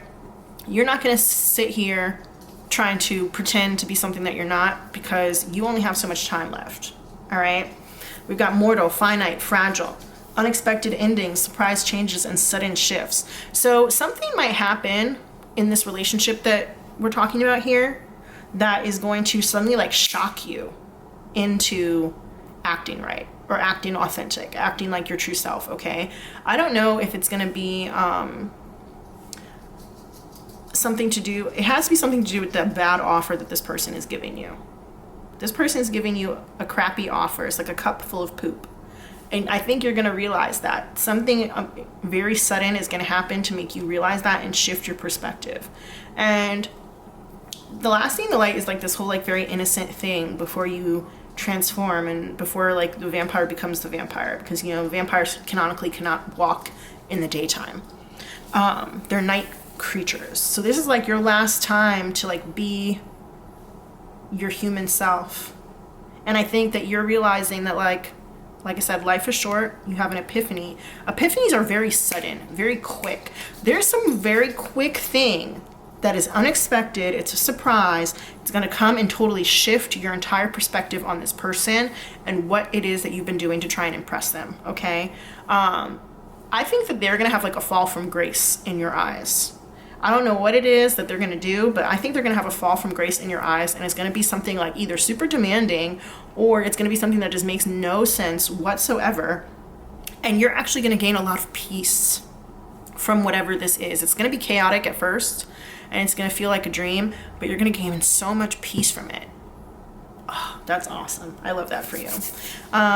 Let's see, anything else that I should look at? I'm going to get my little selenite crystal here and see if it can point me in the direction that I need to go. Is there anything else that we want to look at here? That death will come. I'm going to read maybe from the book on that one because I kind of feel like it's a good idea to do that. Let's see. The number 30 is coming out, so this could also be something like a major birthday is coming for you. That might not be for everybody. It doesn't have to be a round number to be a major birthday. It doesn't have to be like 20, 21, 25, 30. It doesn't have to be like that, but it could be like a major birthday is coming for you, or like a major life event is coming for you that makes you realize that like time is short. Let's see what we have here. That death will come. One day, as all of us must, you will die. What do these words strike into you? Fear? Resolution to live? Acceptance? Or is there simply a sense of what is not known? We have lived longer than humans, meaning vampires, yet we are not so old as the cycle of life. We too will come to our ending, and we, just as you, do not know for certain what will take place. Will there be a void, an emptiness, a nothingness? Will there be peace? Will there be punishment? But one thing we can be sure of, there will be an ending. I'm also getting, as I'm reading this, the idea of like an allyship. So as I mentioned, this could be a friendship. It doesn't have to be a romantic relationship. And it's like, you might have changed yourself to fit in with a group of people because you wanted to be allied with them. And I think you're kind of realizing that it doesn't make sense to do that anymore. Very like Mean Girls energy, like how Katie changed herself and changed the way she dressed and like learned how they all dressed in the plastics in order to be with them. I'm also thinking of Quinn Morgendorfer in Daria and her friends, the Fashion Club, how they all had like all these rules and stuff that they abided by. But I'm thinking now also about Barney Stinson and Ted Mosby, and Barney kept telling Ted like, I'm gonna teach you how to live, right? And they had like a very specific way that they navigated the world as bros. And Ted eventually realized that like he really didn't like the way that Barney was navigating the world because it wasn't gonna get him the type of relationship that he wanted. Okay, Barney was very much like a playboy. He even had what they called the playbook. Okay, he came up with all these like rules and his own holidays and stuff like that. So this religion thing is like really coming to me, and he was very pushy about it. And Ted eventually realized that like it was no good. So yeah, interesting thoughts here. I'm also thinking about Mia Thermopolis and how in the Princess Diaries she had to change and like have a little glow up and learn how to do all the princessy things, and she ended up really, at a certain point she embraced it, but at another point she was like, I don't feel like myself, I don't know if I know who I am anymore. And she had to kind of learn how to incorporate the lessons that she learned from her grandmother along with the lessons that she learned from her upbringing and her mom, and meld them together to be a more authentic person in a position of power, because she wanted to give up the throne, but then she realized that she didn't want to give up the throne, right? It may be that you realize that this relationship or whatever is not the best for you, but you're going to take the lessons that you've learned and you're going to come to terms and come to peace with them, okay? So let's go ahead. Should I finish reading the book? Should I finish reading the book? Okay, I'm thinking I'm going to go ahead and get the cards. I almost wanted to say credit cards. I don't know why. That's weird. You might have even tried to like, or been going into debt in order to be with these people. I don't know what's going on there, but trying to keep up appearances for the sake of somebody else or whatever is like not good for you. All right, let's see. Spirit, pile 2. What's their evolution going to look like? Pile 2, how are they evolving? Ooh, 4 of Wands. That could be like a party. It could also be like a more stable group of friends. It could also just be more focused. I think you're going to be more focused on yourself and what you want to do in this new era of your life. Pile 2, how is Pile 2 evolving? Spirit, how's Pile 2 evolving? Oh, okay. We got 2 of Coins. I definitely did get like a little financial situation going on here. So you could be learning better how to balance your money and how to juggle a couple of different things as well. Kind of like how I was talking about with Mia Thermopolis, she was able to like juggle and incorporate the 2 different sides of her now. And there might be some situation that's like a dream come true. It could be that like some amazing thing comes into your life. It could even be like I said, you might realize this person is like offering you a cup of poop, but it could actually be something totally different where like an amazing dream opportunity comes in your life and you no longer have to deal with these people anymore or this person. And in the new era of your life, you're like taking all the lessons that you learned before into it. So you could just be in a whole different space, literally like a whole different space physically, away from these people in your new era, in your new evolution. We got High Priestess in reverse and the 10 of Wands in reverse. So yeah, you're dropping this like a bad habit. Maybe they drop you, maybe you drop them. But you're dropping it like a bad habit. You're realizing some things are not yours to carry. And I think that you're also maybe not keeping secrets anymore. High Priestess is like very secretive. I think you're maybe not keeping secrets anymore, but there is also possibly something to do with intuition here. You could be learning how to listen to your intuition because I think you might have been not listening to it in the past, and so now it's like starting to come through. There might still be some intuition blockages because I mentioned this in pile 1 also, like just because we're evolving doesn't mean the next stage that we're evolving to is like totally perfect, okay? There's going to be another stage even after that, right? So in this stage that you're evolving into, I think that you're learning how to listen to your intuition, but it might not be perfect yet, whereas in this one you were like totally going against your intuition completely. And then also High Priestess in reverse is making me think that this is very contrasting to the religion here. So you might actually be like very anti-religion or even anti-spirituality or something like that in a certain way. 5 of Coins here. I do think that there's going to be a lot more financial awareness happening here. 5 of Coins can be about ride or die partners. It can also be about poverty or coming back from poverty. Okay, so with that being said, and the sun coming out, I think you are going to be okay. So it's not necessarily like a poverty situation, but I think you're going to be a lot more conscious of how you manage your money, and maybe your money might be like the most important thing in your life in this evolution, because it's like in this one, sorry, you guys might be able to see my dog. In this one, the money is like running him, right? It's taken over his life. There we go. It's taken over his life. And so I think in this situation, you might be dropping all the things that don't belong to you, paying back debts, and you might be paying a lot more attention to monetary things. And you'll be hitting your goals for sure with the sun here, okay? But I am seeing with the 2 of Coins, especially more monetary stability and also balance. Like it might have been a situation where like if you guys went out together, you were like paying for everything, and now there's going to be more balance between the finances. Or like if you guys were like roommates or something, maybe you were always buying the toilet paper and they never contributed, and now they're going to be more of an equal contributor. All right, let's see. Any more cards? I don't think so, but we're going to go to this last little advice and guidance here from Because I Love Myself Oracle. We have Divine Spark. I am grateful just for being me. There's that authenticity I was talking about. I am a miracle of life, an unrepeatable spark of divinity. I'm thankful for this unique and beautiful experience. Like there's nobody like you. You don't need to try and fit in with other people who don't like who you uniquely are, okay? You need to respect your uniqueness. All right, we've got abundant value. I have so much to offer and I value all I can give. I make sure I share myself with those who appreciate my contribution and reciprocate with gratitude and respect. Yeah, okay. So, going back to the idea of having like a more balanced relationship with the people around you. Yeah, you don't need to offer, you don't have to prove anything to anybody, okay?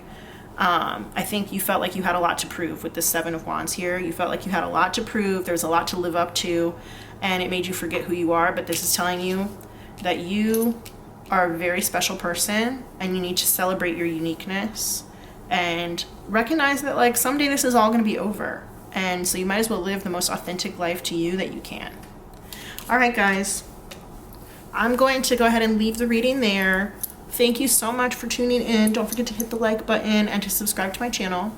And I will see you in the next one. Bye.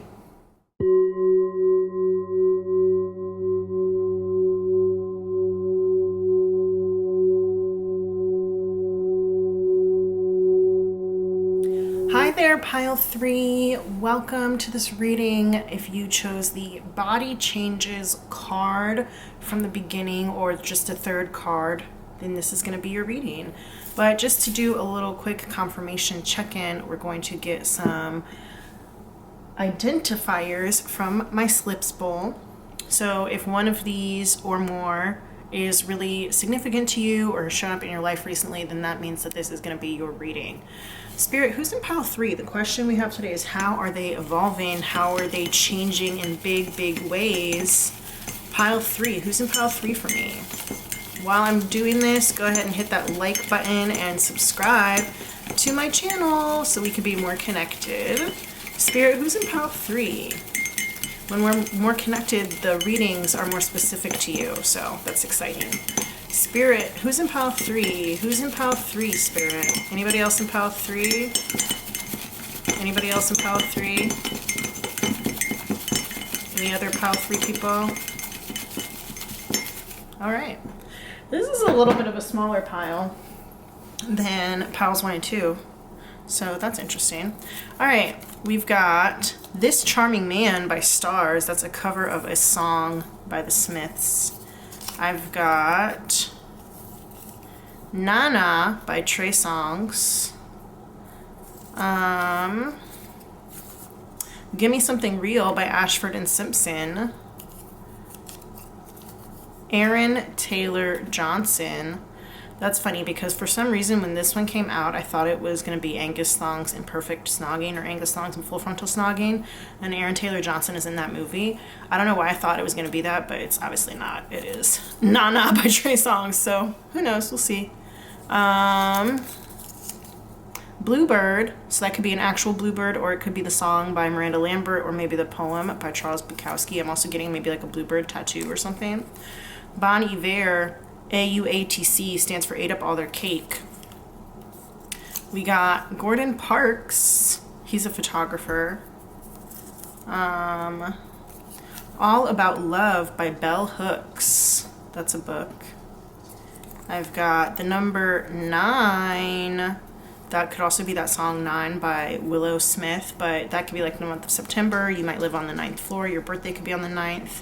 9 people in your family. 9 could be your lucky number, your favorite number. You might be seeing 999. Blackberries, that is a fruit, but it also reminds me of like the BlackBerry phone. Randall Park, he's an actor. He was the dad on Fresh Off the Boat. He's also in Always Be My Maybe. We've got the number 8 here, so all the same things as 9, but that could be like the month of August, 8 people in your family, stuff like that. Number 3, same thing, except that would be the month of March. Lots of numbers in here, so you could be seeing 983, 389, 893, 398, anything like that. Poppy Seed Bagel, okay. All Night Long by Lionel Richie. Monopoly, that could be the game. Could be like Monopoly Go, or it could be Monopoly by Ariana Grande, Victoria Monet. And then we have Costa Rica. Costa Rica. Okay, cool. Interesting. All right, let me go write these down in my tarot journal and we're gonna get into it. I'll see you in a second. All right, pile 3, we're back, and the way we're gonna do this is I'm gonna have like your current version of you here, the 1.0 if you will, and then we're gonna do the evolved version of you over here, the 2.0, I guess. Let's go ahead and check it out. I did pre-pull some oracle cards. We're going to do a live shuffle on the tarot, and I'm using 2 different tarot decks for each side. So, yeah, it should be interesting. All right. Spirit, tell me about pile 3 currently. What's going on with pile 3 currently? We've got flow. I'm actually, I was going to put that back in reverse, but I don't think I'm going to. I think I'm just going to read it both upright and reversed. So, flow, you might be very much like a go with the flow kind of person. You might just kind of let things come, let things go, real easy breezy. It's interesting. You could also be very into like meditation. You could also be an artist. You know, artists get into like a flow state sometimes. Possibly something to do with water, maybe swimming, or you could also be an athlete. I'm picking up for some reason. It's like this idea of like getting in the zone, right? That message may not resonate for everybody, but we'll see. All right. Tell me more about pile 3's current vibes. All right, I'm gonna go with this one first. We got falling, interesting, the unknown, descent, momentum, change. All right, so this is the Alice in Wonderland oracle, and this is like when she's falling into the hole, right? You might be in a state of free fall, which is kind of like a state of flow in a way. It might be that certain things are falling away from you in life, or you might just not really know like what's going on around you. Descent is making me think of like The Descent, like that horror movie about the people in the caves for some reason.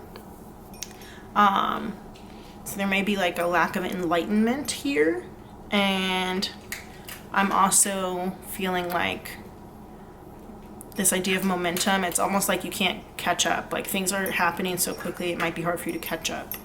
All right, let's see what else. What's going on with pile 3 right now? Wake up. Ooh, it's your moment.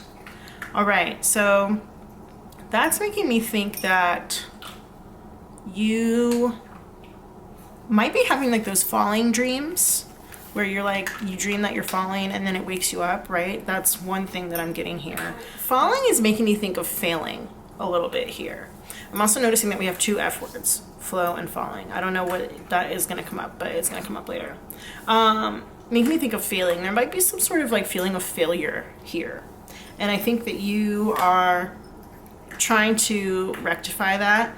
You also could be having sleep issues, okay? Or maybe some sleep problems here. You might even have like insomnia or just really bad dreams, okay? What else is going on with pile 3 currently? Supernatural, inexplicable, miraculous, otherworldly. Yeah, I wouldn't be surprised if you were actually having like nightmares. If you were having trance like states, there could also be like some astral travel involved here. You might have like a sleep paralysis situation, sleep paralysis demon situation. Okay, yeah, this is interesting. This is like very different. When I saw body changes, I was like, oh, okay, body evolution, glow up situation.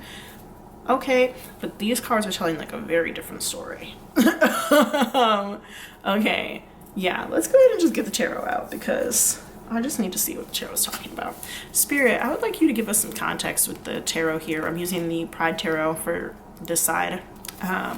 Spirit, what's going on with pile 3 currently in their current state? What's going on? We got the Hanged Man. All right, so that is trying to gain perspective.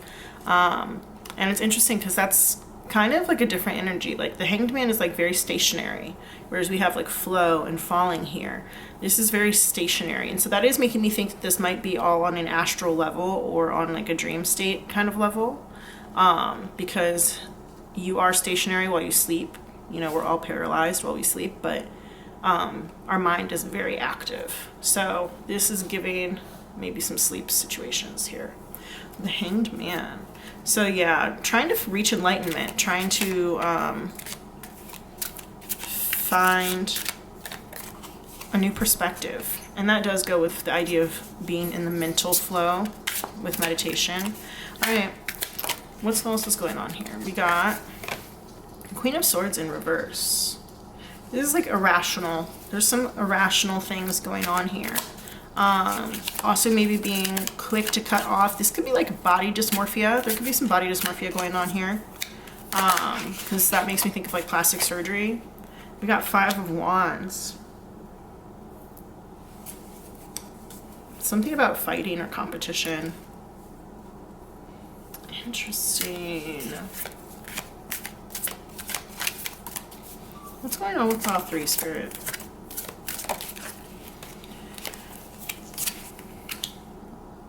Am I going in the wrong direction? I don't think so. Okay. Ace of Pentacles. This is lacking resources. This could also be a bad diet here with the Ace of Pentacles here in reverse. 5 of Wands could be a lot of things needing your attention, and then Queen of Swords, I'm getting like inability to focus. Okay. I think that you need to go with the flow a little bit less is what I'm getting here. I think you're very much in the flow state, but to a point where it is failing you. Okay.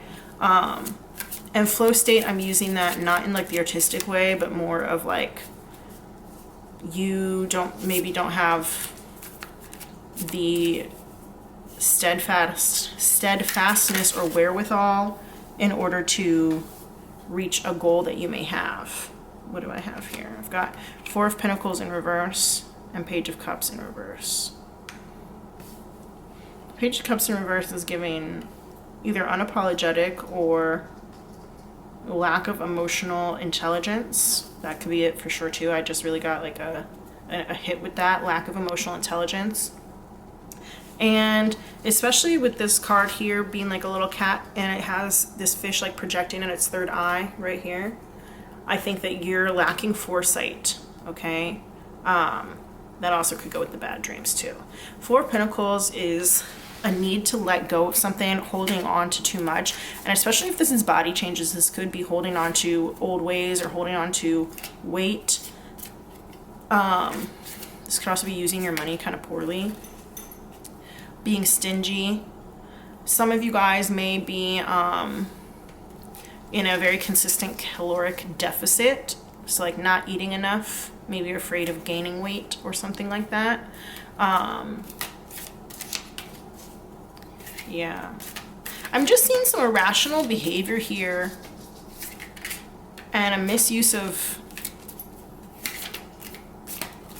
I was about to say misuse of resources, but I feel like it's like you're paying attention to the wrong things.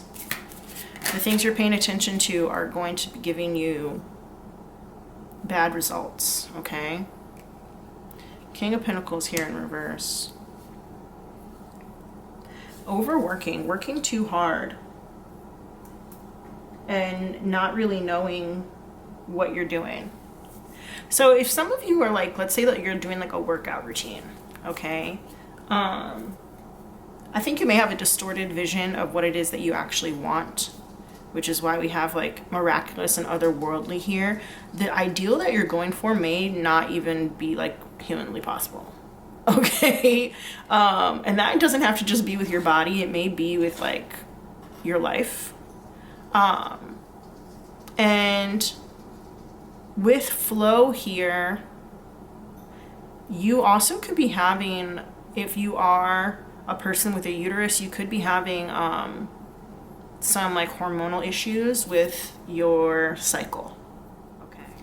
I think that this is a message that there could be like a health issue that you are only just now starting to realize about with the Hanged Man. And if you did know it was a problem before, you might have not been doing anything about it. Okay.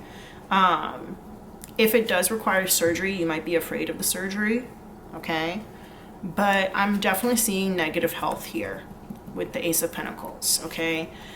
I'm not reading this as anybody being overweight or underweight or anything like that specifically, but I am seeing just a negative health situation here. You could be trying to throw money at the situation, but money is not what's needed here. Okay. Yeah. Descent here is making me think about decline. Decline. And definitely poor sleeping habits, poor sleeping patterns, okay? There's something going on here that is really difficult to understand. And I'm saying that just as much about the cards as I'm saying that about your situation. Because these cards, like, they're not delivering a clear message. And maybe it's because there's not even that many identifiers that came out of here. So I think this is going to be a very small pile. And I wanted to say that the message would be more specific, but I guess with health or body stuff, everything's going to be different. So I am really just feeling like this idea of you not seeing yourself clearly, and there may be an emotional issue that's manifesting physically in the body, okay? With the Page of Cups here in reverse, the Queen of Swords here in reverse, and the King of Pentacles here in reverse, it's like every single thing except for the Wands, almost every single card that came out here from the tarot is in reverse except for the Hanged Man and the Five of Wands. Five of Wands is telling me that you're trying to take some action, but it's like too many different things. There's too many different options. There's too many different ways of doing it. And I think that you're trying to try a whole bunch of different stuff, but you're not actually understanding like the root cause. And so this Hanged Man is telling you to like hang back, and you need to get some enlightenment about what this issue actually is. Okay, some of you guys might need to go visit a physician. Some of you guys might need to visit a nutritionist. Yeah. All right. Let's see what's going on in the new evolved version of you. Let's see the evolution. Spirit, give me evolution for pile 3. What's their next evolutionary state looking like?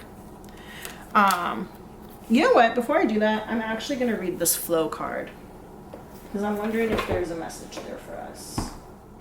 Oh, okay, interesting. So I did mention water, and basically this is talking about water being the most essential element to life. So you might not be drinking enough water, okay? That might be an issue. You might not be drinking enough water here.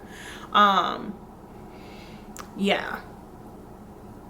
And it also says, drinking pure water is essential for well-being. The energy that you spend to develop a health-conscious routine, there we go, can become a steady fountain of cascading energy to sustain vitality. Gentle stretching with attentiveness to slow but precise movements may enable more mental flexibility and relaxation, as well as contributing to a healthier body. You might even develop a repertoire of half a dozen or more bends and exercises that you can use standing on both feet while waiting for a friend or a bus. Okay. All right. Yeah, you might need to drink more water, and this is also making me think you might have some issues with your legs or something, especially with Hanged Man here, like one foot being like tied to the tree. You might have some issues with your legs. And I think, like I said, you might have been throwing some money at it, but you need to actually understand what the root cause of this issue is. So drink some more water and definitely get some stretches in for sure. This also says, when you weigh the likelihood of a more helpful versus a less helpful potential decision in regard to a current issue, that's this Five of Wands here, being mentally flexible, which is, the Queen of Swords here is mentally inflexible. She only thinks it's like it has to be kind of like one way. You may change your mind more than once as you consider which course of action is best. Your true preference and the most likely outcome of your decision making are apt to become apparent when you're thoughtful and attentive as you float down the sometimes gentle and sometimes turbulent river of life. Okay. Yeah. All right. We're going to move on from that. But I am glad that I read that, because I was like, this flow card is sticking out to me. I'm not getting it. You may also be trying to go somewhere with like a waterfall, now that I'm thinking about that. Interesting. Okay. Let's see the evolved version of pile 3. What's the evolved version of pile 3 looking like? Communication. Interesting. So this could be communicating with people who are more knowledgeable than you.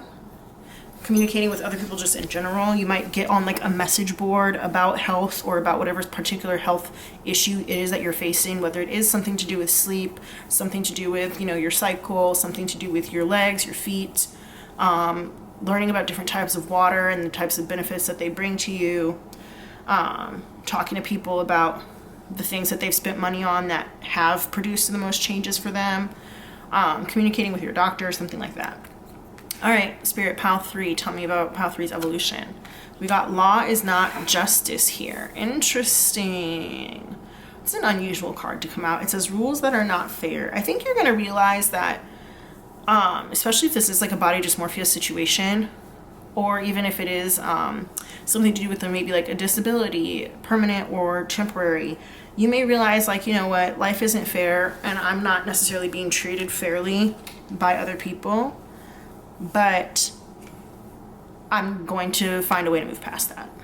Let's see here. We got anti-hero, maverick, risk taker, rule breaker. Okay, law is not justice and rule breaker. So yeah, I think that you're going to not only be able to move past certain things as you go through these bodily changes, but you're also going to find ways to decorate yourself in a way that you love what you see. She's got like all these tattoos, so whether you're a tattoo person or not, I think that you're going to find different ways to love your body. And I think you're also going to find some kind of unconventional ways to get into that flow state, okay? Communication is so interesting here. All right, let's get the tarot out. I'm going to use the Chinese tarot for this side. Spirit, tell me about Pile 3's evolution. Their next stage, the evolution of Pile 3.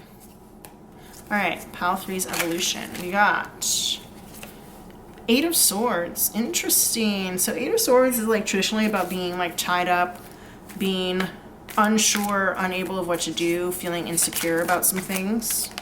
Tell me about Pile 3's next evolution state. What's next for Pile 3 in terms of their evolution? Okay, I got the Page of Wands here. So to me, that's about having more fun. I think you're going to find ways to have more fun and also connect with your inner child. Okay. Pile 3. What is Pile 3's evolution here? Oh, that's a lot of cards. But okay, I'll take them. That's fine. Because just as I was shuffling, I was like, give me some information so I can help figure out what's going on here.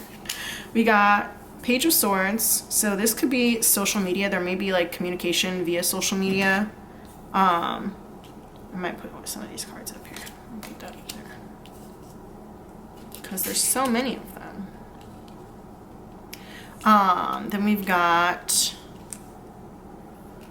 the Sun here in reverse. I've got the Two of Swords. I'm going to put that over here. Two of Swords. No. Okay. All right. We're just going to have a little bit of crowding going on here. Two Swords in reverse. And that's just like making a decision to do something. 9 of Wands. Standing by your decision to do something. And also healing. Physically healing. We got the Devil. Interesting.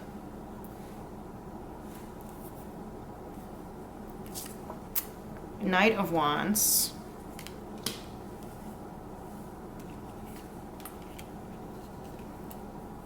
I've got the Lovers here in reverse. And the Page of Coins here in reverse. And the Ten of Wands. Okay, so some of you guys might start weightlifting.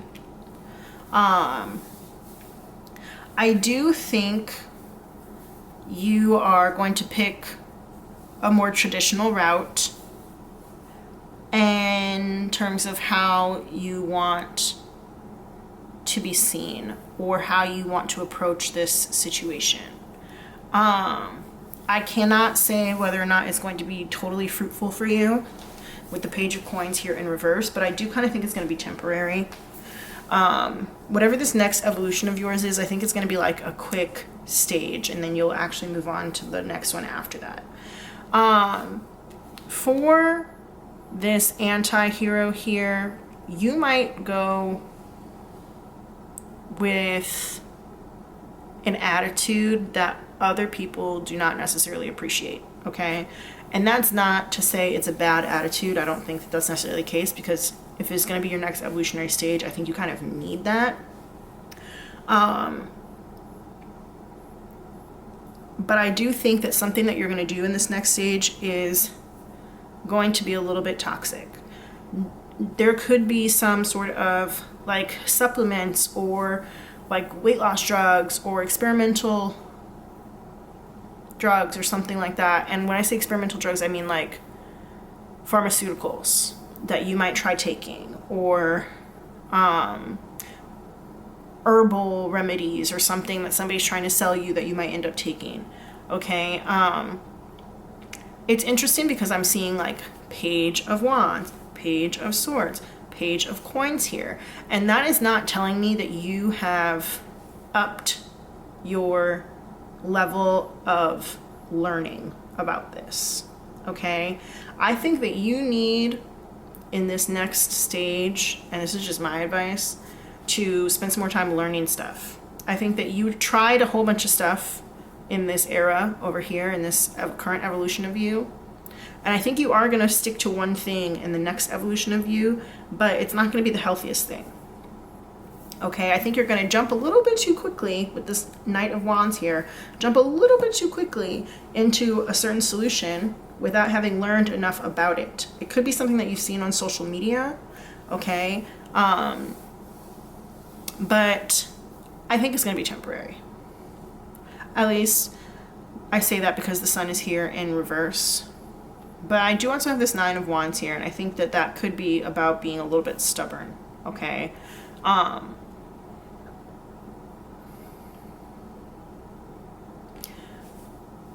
We want you to be the healthiest version of you.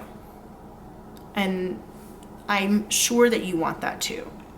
But I'm also seeing that this pile, the people who get this pile, may be struggling with their health in a way that is...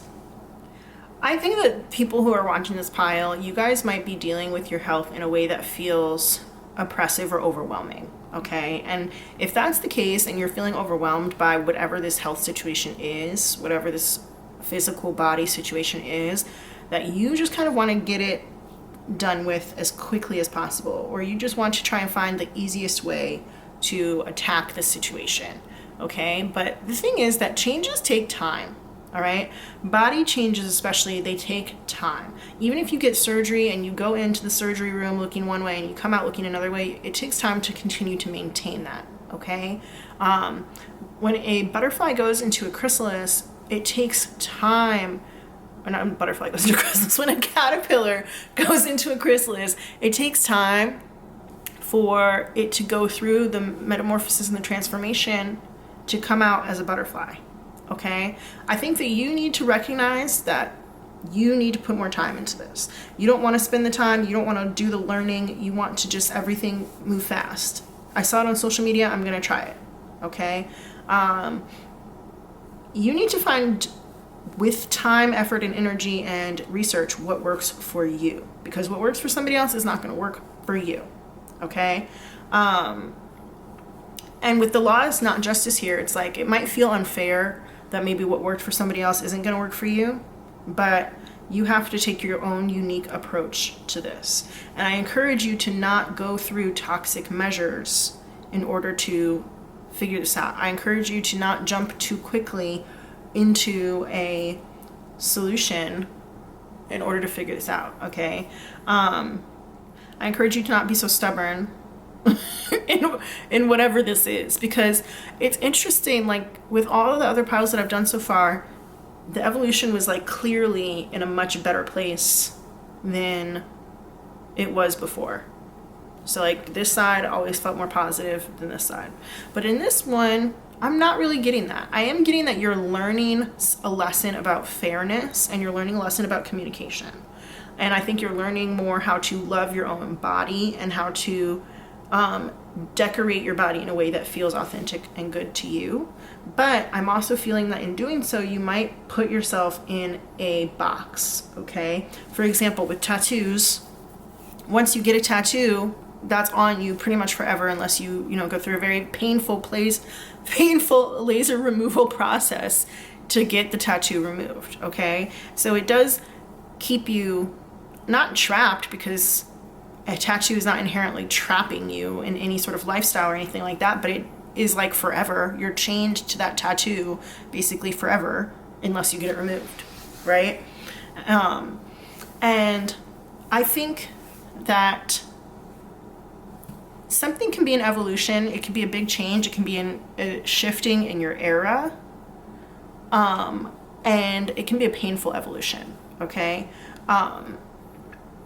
When I'm thinking about like being inside the chrysalis for the caterpillar to the butterfly, it's like this like liquid is in the chrysalis that completely breaks down the caterpillar's body, and then it gets rebuilt and reassembled in a different way. And like as humans, we can never know if that process is painful, but when humans go through puberty, we go through growing pains, and like it literally hurts. It literally hurts to feel your bones growing. And that part is painful, and it kind of sucks. And there are really unfortunate aspects of going through puberty. There are really unfortunate and really toxic parts of going through puberty. And you kind of recognize like life's not fair. Maybe somebody got bigger boobs than you, or somebody got, a different feature that you would have liked to get and you didn't get it. And so I think that this evolution could involve some comparisons of yourself to other people, especially with the Eight of Swords here. And I think that there's going to be some insecurities involved, but you are going to learn from it. And it might be kind of painful. And I hate to deliver this message. I'm mad, honestly, that this message is coming through, because I always want to be able to deliver positivity to you guys, but I'm not going to sugarcoat what the cards say. And I like to read tarot for self-development and self-actualization, and sometimes we have to go through painful periods in order to learn something new.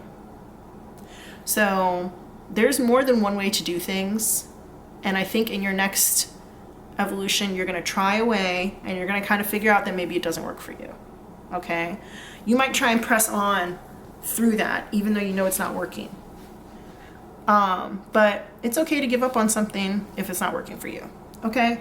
That's the advice I'm going to give you. It's okay to give up on something if it doesn't work for you. Sorry, pile 3, my camera died, but I was basically just saying that you need to stop being so self-conscious and start to love yourself and decorate your body in the way that you want to, and to learn to find ways to love your body despite any insecurities you may have about it. I just keep getting brought to this person here in this card, and it's interesting because this is the Alice in Wonderland Oracle, and she looks pregnant here with this belly, but then also it's like I don't remember Alice being pregnant or having any scenes that have to do with like anything like that. So I actually might go read from the book on that one. Law is not justice. All right. So here we go. There's like a little excerpt from the book, from either Alice in Wonderland or Through the Looking Glass. I don't know which one it's from, but it says, "Let the jury consider their verdict," the king said, for about the 20th time that day. "No, no," said the queen. "Sentence first, verdict afterwards."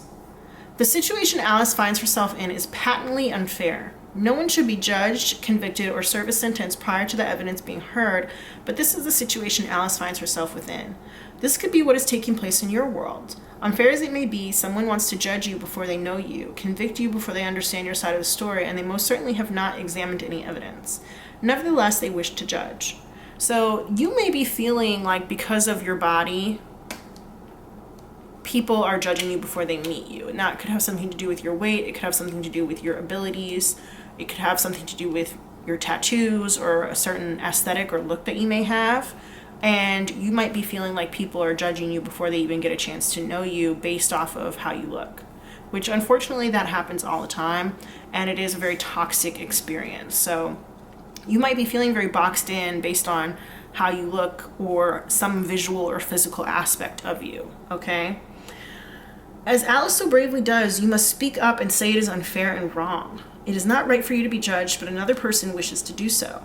Unless you speak up, there could be very strong consequences. When you're told to be quiet and to tolerate the judgments being made about you, this card urges you to speak up against injustice and to object to what is taking place. So I think that you will be learning that hard lesson from this next evolution and this next era of your life, okay? Because you're going to have to stick up for yourself, especially with communication here. You're going to learn how to communicate your wants, your needs, and your opinions to other people. And I think you're also going to learn how to advocate for yourself and for others who might be also in your place, all right? We did get anti-hero here, so you might end up being in like a heroic space for other people and also for yourself. Your opinion of yourself is what is most valuable. That's what I was saying when you need to like just love yourself. We got that with I'm worthy of love too. You can state your case clearly with strength and power, and doing so will help you remember just how very strong you are, how very admired you are, how worthwhile and decent you are. You are worthy of respect, fairness, and kindness. And it also says here, I am worthy of love. Yes. If you are being treated poorly, speak up. When you do so, the spell will be broken and people will see that your side of the story is well worth listening to. Never allow another to steal your self-worth. Okay, so someone may have the authority to impose the law, but the law or the rule is ready to be questioned. Following the law, even though it is unjust, might be something that you're doing. And I kind of am getting that here with all these things that you're trying to do in order to change your circumstance. Like, they're not well researched, they're not taking a lot of time, but I think it's going to give you the idea of like, okay, well, this doesn't work, so let me go find something that does. And I think it's going to end up giving you the strength to move forward and to push forward, not only to speak up and advocate for yourself, but to find something that genuinely works for you, okay? Condemnation without knowing the full story, being judged by people who do not know you or have a biased view. You may be judging people you do not understand. Be sure to have a fuller picture, avoid condemnation and judgment. Be discerning, but be sure to be fair and just. Okay? And I'm thinking about this in terms of being fair to yourself too. Like, don't spend too much time doing something that you know is not working for you. Like, let's say that you get a new medication or something to help you with whatever this issue is, and you take it for a few months and it's not working. And it might even be having negative effects. You need to speak up, you need to advocate for yourself and let them know that it's not working for you. In the reverse, this card would be talking about believing the law is right under any circumstances. And that makes me also think of like believing that like the predominant beauty standard is right under any circumstances, and that like if you don't fit the predominant beauty standard, then you're wrong. And I don't want you to believe that, because it's not true. Accepting the judgment of a powerful person without question, allowing yourself to be influenced without knowing the story. That is what I was saying, is you might be getting something from social media and you don't know the backstory. You don't know if this person has any expertise or anything, if you should even be listening to them. So let's say that somebody gives you like a face cream or some sort of like, I don't know why ashwagandha is like coming to mind, because I know that there's like a big craze around that right now, and I don't really know what it does, so I can't say if it's good or bad in either respect. But you know, just hearing about some sort of like miracle herb or whatever and deciding you're going to get a whole bunch of it and take a whole bunch of it without knowing the whole story behind it or what it even really is supposed to do. A deep bias, which is coloring your vision, a flawed filter through which you or another may be seeing the world. Take the time to think independently. And this also makes me think about all of the filters, you know, that everybody puts on their social media and stuff like that. And I just kind of feel like it gives us bad ideas about ourselves and about what we look like. So I think that this era and this evolution that you're going into is one of starting from scratch, starting from the beginning, starting as a student and figuring out that you need to learn. Because out of these pages of swords, we've got page of coins in reverse, but the other two are in upright. So I think that you will be learning how to do more research, and you will be learning to do things that feel intuitive and feel good, okay? You might spend some money on a few things that are kind of dumb, or that don't work for you at first, but you're going to eventually learn what to spend your money on and the positive things, okay? This is definitely a period of learning. Absolutely, this is a period of learning and learning to love yourself and love the body that you have and make yourself look the way that you want according to your standards, okay? Not according to society standards, but according to your standards. And you're going to be advocating for yourself that no matter what you look like, no matter what your abilities are, no matter what you weigh or whatever, you're going to let people know that you are a worthwhile human being, because every human being has worth. Every human being has value. You're going to let people know that you're worthy of love and that you're worthy of self-love, okay? All right, so I also wanted to say that I'm noticing here that we have 30 and 30 here with communication and law is not justice. And this is just making me think that, and then this is number 18, the anti-hero is number 18. And it's kind of making me think that maybe you're at an age that you maybe thought your body would be different or things would be different by this age. And you might be feeling like old, or you might be feeling like you don't have as much worth or attention or love as you used to when you maybe had like a younger body, or maybe when you were just out here doing whatever. Because, you know, she's following and she's not like lifting her skirt up, but it's like a little bit lifted, right? And you get like the sexual connotations of that. And I'm kind of getting that there may be unfair thoughts of yourself or that society has imposed upon you about like what you should look like at this age, or what you should have at this age, or whatever that may be. And I'm just kind of feeling like you can't listen to that. And I do think you're going to figure out different ways to cope and combat what it is that is ailing you. But if this is about where you think you should be, then I want you to like give that up. And this might be that like you think you're supposed to have kids by now, or you think you're supposed to weigh a certain amount, or whatever. Social media may be telling you, the patriarchy may be telling you, you know, certain beauty standards may be telling you, white supremacist beauty standards may be telling you a certain thing, that, you know, you have to look a certain way in order to be attractive. But I want you to know that that's not true, and that you shouldn't be judging yourself by standards that were never meant for you in the first place, okay? And also, like, the world is changing, and it's just so different now than it was when all of these standards came to be in the past. So beauty standards change with every decade, with every era, and that also means with every decade of our lives they change too. So whether it is something about you feeling old, or you reaching a certain age and feeling like things are different than what you thought they would be, I just felt like that message needed to be included here as well. There's too much pressure on yourself to like have things a certain way by a certain time. This could also be like if you were planning on going on a vacation or going on like to a wedding or something like that. You might be putting a lot of pressure on yourself in order to get, you know, ready by this certain time period or time frame. And I just don't think that that's like the right attitude to have about this.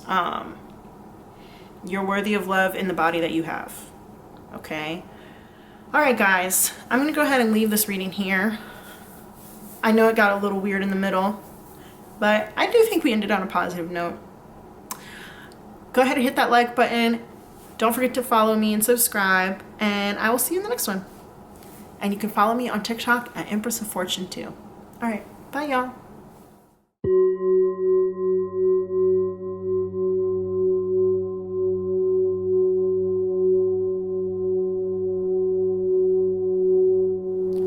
Hi there, pile 4. If you chose the Welcome to the New Butterfly card, then this is going to be your reading.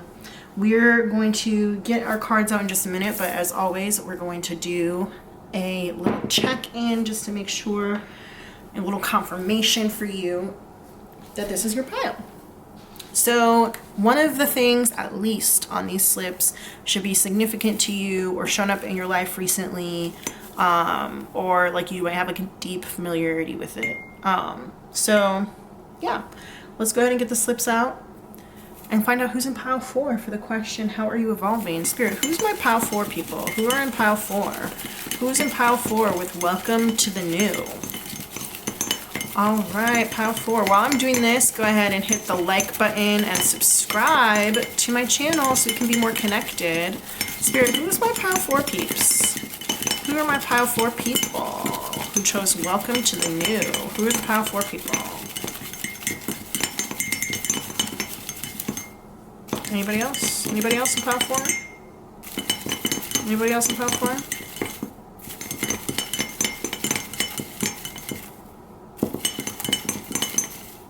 Okay. Oh, there we go. There's one stuck right here. All right. Let's find out who's the pile 4 identifiers. We've got Hyphy by Federation. That's some Bay Area music. We've got familiar. I did just use the word familiar. I said you should be deeply familiar with at least one of these things. But familiar could also be like, you know, like how a witch has a familiar, has like an animal that helps them. So you might have like a really close pet to you or something. The London, that could also just be London. But the London is a song by Young Thug, J. Cole, and one other person who I'm not thinking of right now. Vietnam. So you could be from Vietnam, you could have family from Vietnam, you might be taking a trip to Vietnam or just got back. Aang from Avatar The Last Airbender. Be like your favorite character, you might have just been watching Avatar The Last Airbender recently. Endings, Beginnings, the movie that is starring Shailene Woodley.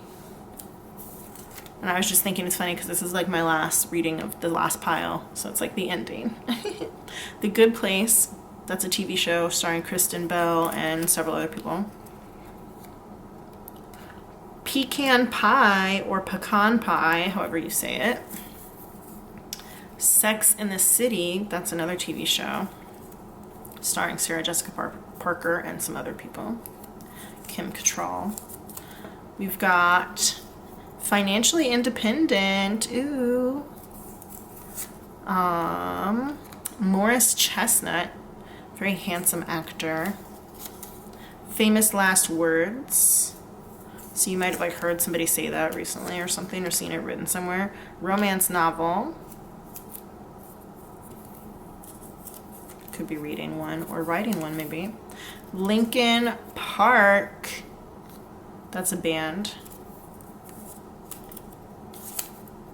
Lights by Journey. It's a song. Feels like very quiet in this room that I'm in all of a sudden. I don't know what that's about. Grand Crew. I just felt like I needed to mention that. I don't know what that's about. Grand Crew is a TV show on NBC, I think. Crush by Jennifer Page. That's that one where they're like, it's just a little crush. Not like I faint every time we touch. McDonald's. Rooftop Pool. Okay, interesting.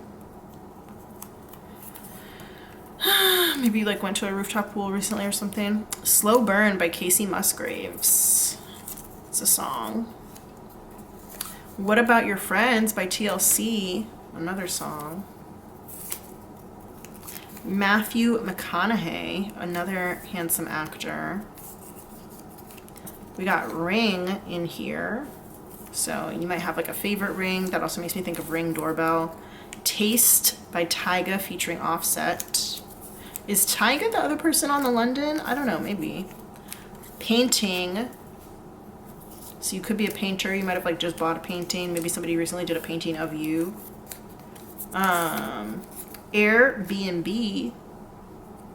Maybe you rented an Airbnb. Maybe you run Airbnbs. I don't know. Rules by Kill You Manti. That's a song. Half and Half. That's a TV show. Like an old school CW TV show. Meditation. Ooh. My little like meditating guy right here. He's meditating. We've got Postal Service. That is a band, the Postal Service. You also might have like gone to the post office recently or be planning to go. Tea Ceremony. That's like a Chinese tea ceremony, but it also could be like a tea party or something. if you have children. We've got 12/12, so that's a time, but it could also just be like you seeing repeating 12s, or it could be December 12th. Nick Miller from New Girl. New Blood, Dexter. New Blood could be something else that doesn't have to do with Dexter, but I wrote Dexter on there. What Would You Do by City High. That's a song where they're like, what would you do if your son was at home crying all alone on the bedroom floor because he's hungry and the only way to feed him was to... All right, we got When You're Good to Mama by Queen Latifah from Chicago. All right, guys, I'm not gonna lie, the vibes got a little bit weird. As soon as I started doing this pile. So I'm gonna get some incense, and we're gonna see if we can change the vibe up just a bit. But yeah, welcome to the new. I don't know what that's about. You guys can use this incense to manifest if you want. Spirit, may all the people watching pile 4 have good vibes and enjoy this reading. And may we get good news for this reading too. Thanks. Thanks, Spirit. Okay. Yeah, the vibes were off. Can't explain it. Don't know what that's about. All right, guys, I'm going to go write these down in my tarot journal, and I will be right back. All right, we're back, pile 4, and I've got us split up into 2 different groups. We've got your current era, your current situation here on the left, and I'm going to put your evolutionary era here on the right. So currently, tell us about pile 4, Spirit. We've got security. Okay, so there might be a concern with security here. At first I wanted to say lack, but I don't know if I see that yet. Let's see. We'll find out. What else about pile 4 current situation? Becoming braver. Ooh. Resilience, experience, growing stronger, fresh perspective. All right, interesting. So this could be something to do with like fighting or learning how to stand up for yourself. Okay, putting more security measures in place currently. Let's find out more about pile 4's current stance. We got prey. Oh, okay, there we go. That's what I knew it. All right, so stalked, invaded, watched. You might have like some security issues. You might be feeling insecure. You might be feeling, sorry guys, that's my dog. You might be feeling like somebody's watching you. You might have some issues with paranoia, whether that's for good reason or not. But I think that you are becoming braver. It could also be that if you do have somebody who's watching you, they might be becoming braver or more bold, okay? You know, we never say this to scare anybody. Sorry for shaking the camera. Obviously, I'm not trying to scare anybody or anything like that. But I am just getting like, you're resilient, okay? And I think that this, whatever this issue is going on in this era of your life, it is changing your perspective, giving you a fresh perspective on how you see other people, what kind of information you should give out, what kind of information you should take from other people, and things like that. So you might be looking at like your online security, you might be looking at your physical security, you might be looking at how to feel secure in your body. Okay, this particular version of Alice, because this is the Alice in Wonderland Oracle here, different from this Oracle. I know that they have like similar artistic styles because they're drawn by the same person, but this is like vampires, and this is Alice in Wonderland, okay? This Alice in Wonderland looks very young, okay? So it's giving me like naive vibes, young vibes. But with becoming braver, it's like you're growing in knowledge, okay? So I like that for you. Let's go ahead and get the tarot out. On this side, I'm going to be using the Pride Tarot. It says love is love on it. We love that. And this is going to tell us about your current situation. Spirit, pile 4. What's going on with pile 4 now? Give us context of pile 4's current iteration, their current era. All right, we got 9 of Pentacles. Oh, okay. So yeah, that is lots of security. You could have enough money to, you know, take care of yourself the way that you want to. You could just be feeling very independent. Tell us more about pile 4's current era. Ace of Wands in reverse. That is interesting because it does give me a lack of action. a lack of wanting to take inspired action. Okay, so you might be like, well, I like where I am and I don't want to move. I like where I am and I don't want to go anywhere. I like where I am and I don't want to have to do anything. And yeah, we got Ace of Pentacles here in reverse. There's like something unhealthy going on in the Empress here too. So this could have something to do with a mom, your mom, if you are a mom.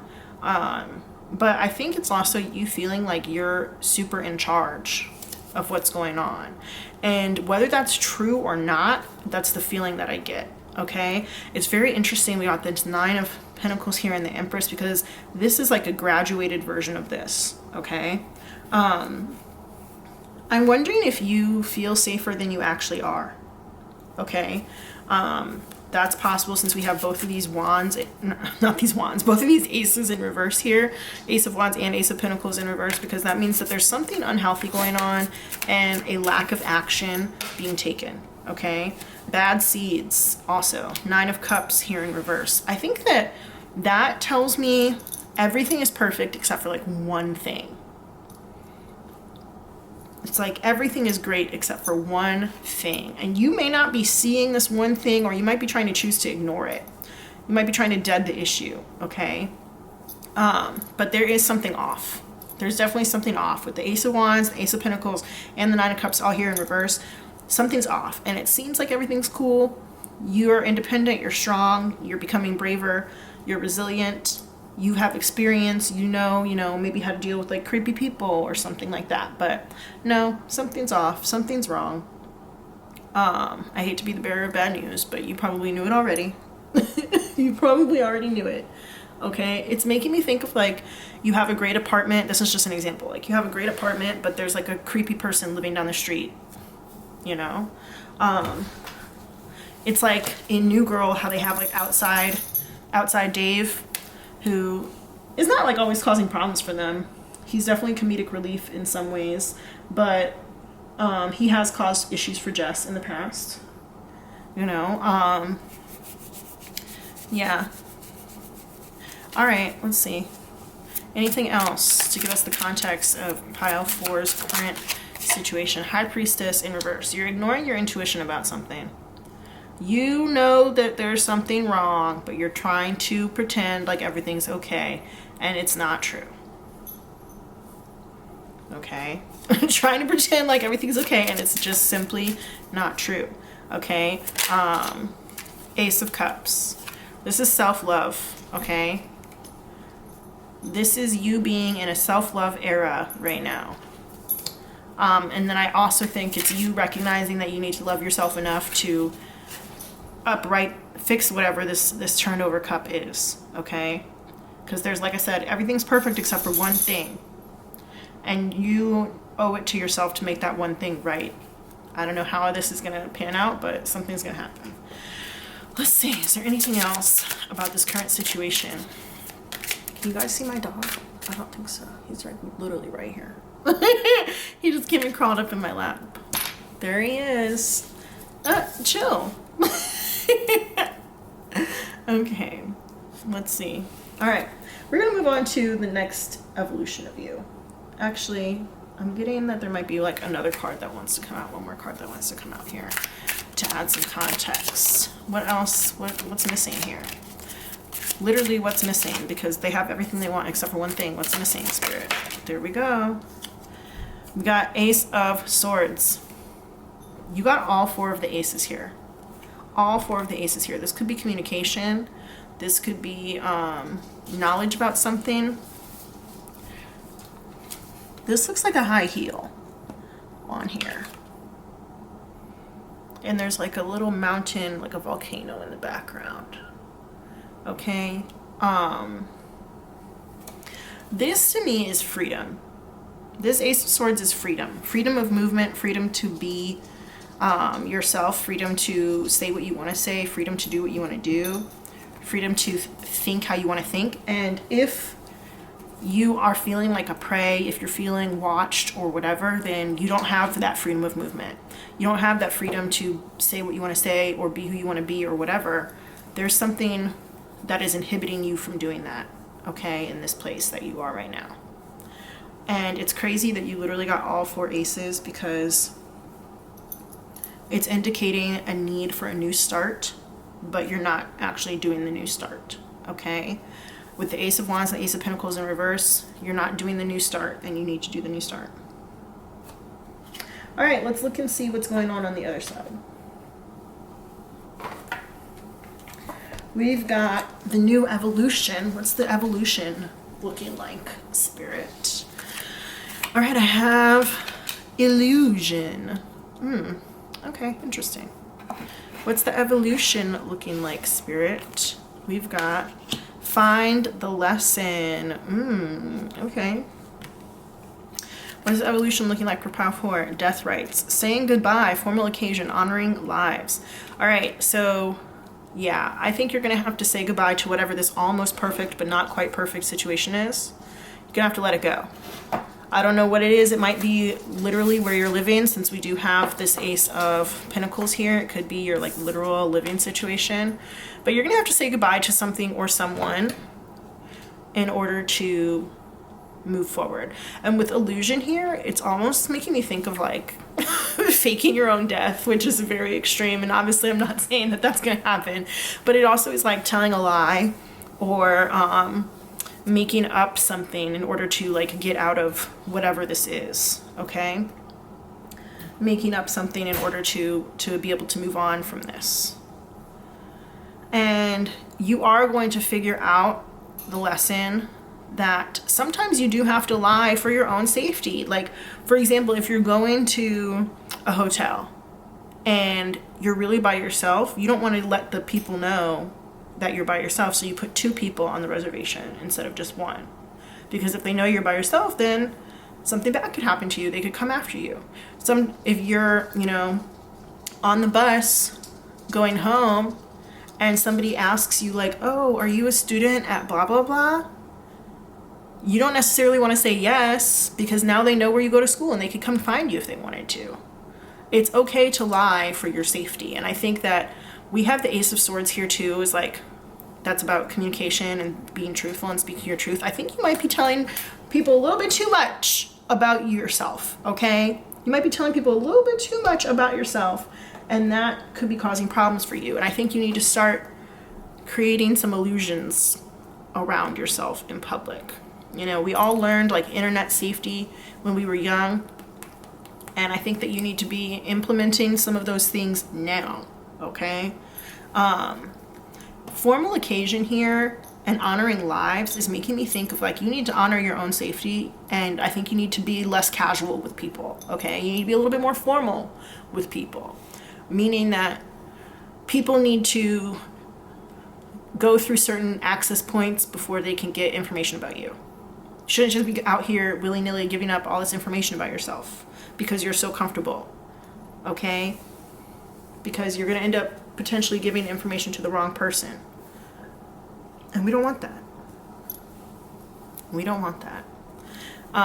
But you're going to learn your lesson. You will definitely learn your lesson in the next era or evolution of your life.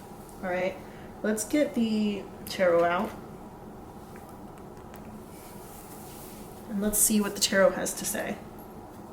Spirit, tell us about the evolution in pile 4. Uh-oh, that was terrible. Oh my gosh.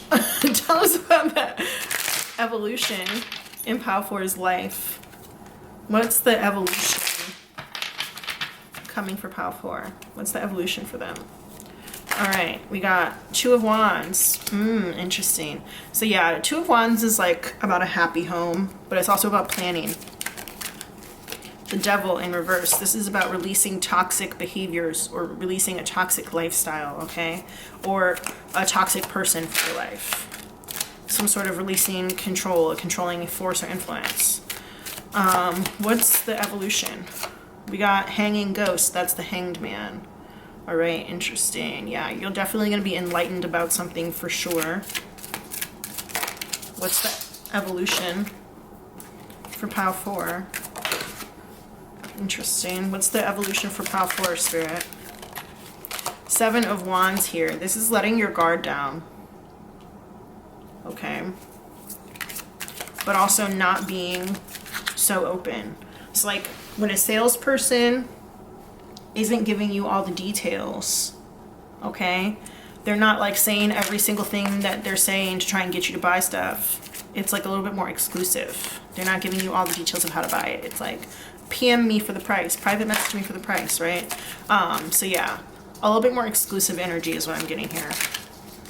Six of Wands in reverse. So yeah, you're not going to be friends with everybody in the next evolution of your life. You're not going to be friends with everybody. You're not going to have so many fans in the next evolution of your life, but I think it's going to be healthier. It's releasing of toxic people from your environment, and being more exclusive is good. What else is the next evolution of their life in pile 4? Okay, so that's actually all the tarot that wanted to come out. You're not going to be as friendly in the next evolution and era of your life, but like I said, I do think it's for the best, because I think here you're just opening your mouth about anything and everything, and you're a little bit too bold, you're a little bit too brave, okay? It's causing issues with your security. But over here you're like, no, I'm going to lie.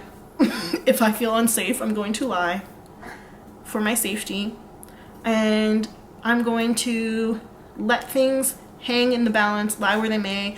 If like there's an awkward pause in a conversation, you're gonna let it just be there. You might be the type of person who tries to talk to fill silences and talk about yourself and accidentally end up giving away too much info. And you're going to stop doing that, because you're going to learn your lesson based on what's happening now. Okay? This could involve a physical move, but that is not for everybody. It might just involve getting out of a contract, okay? An exploitative contract in some way.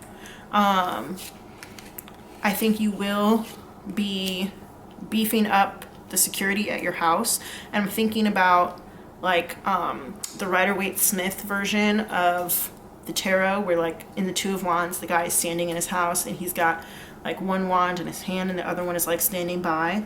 So he's like ready to, and he's like looking off the roof. He's ready to, he's seeing, he's peeping what's going on in the neighborhood, and he's ready to, you know, use his wand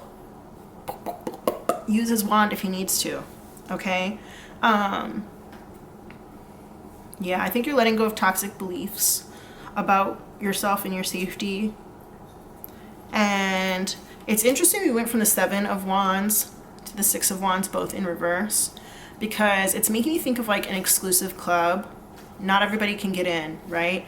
So it's like you aren't going to have as many people waiting outside, but that's okay, because the people who are really supposed to be in there are going to be in there. It's like a speakeasy where they're not going to have a line of people outside, but it's like the people in the know are in the know and they're in it, okay? But not everybody knows about it. Not everybody needs to know about it, okay? So yeah, I think you're going to be a lot more private in this new evolution of your life. And you're going to get a lot more creative. You're going to be really good at making stuff up, which is funny. Like, it's just making me laugh. This whole thing is making me laugh.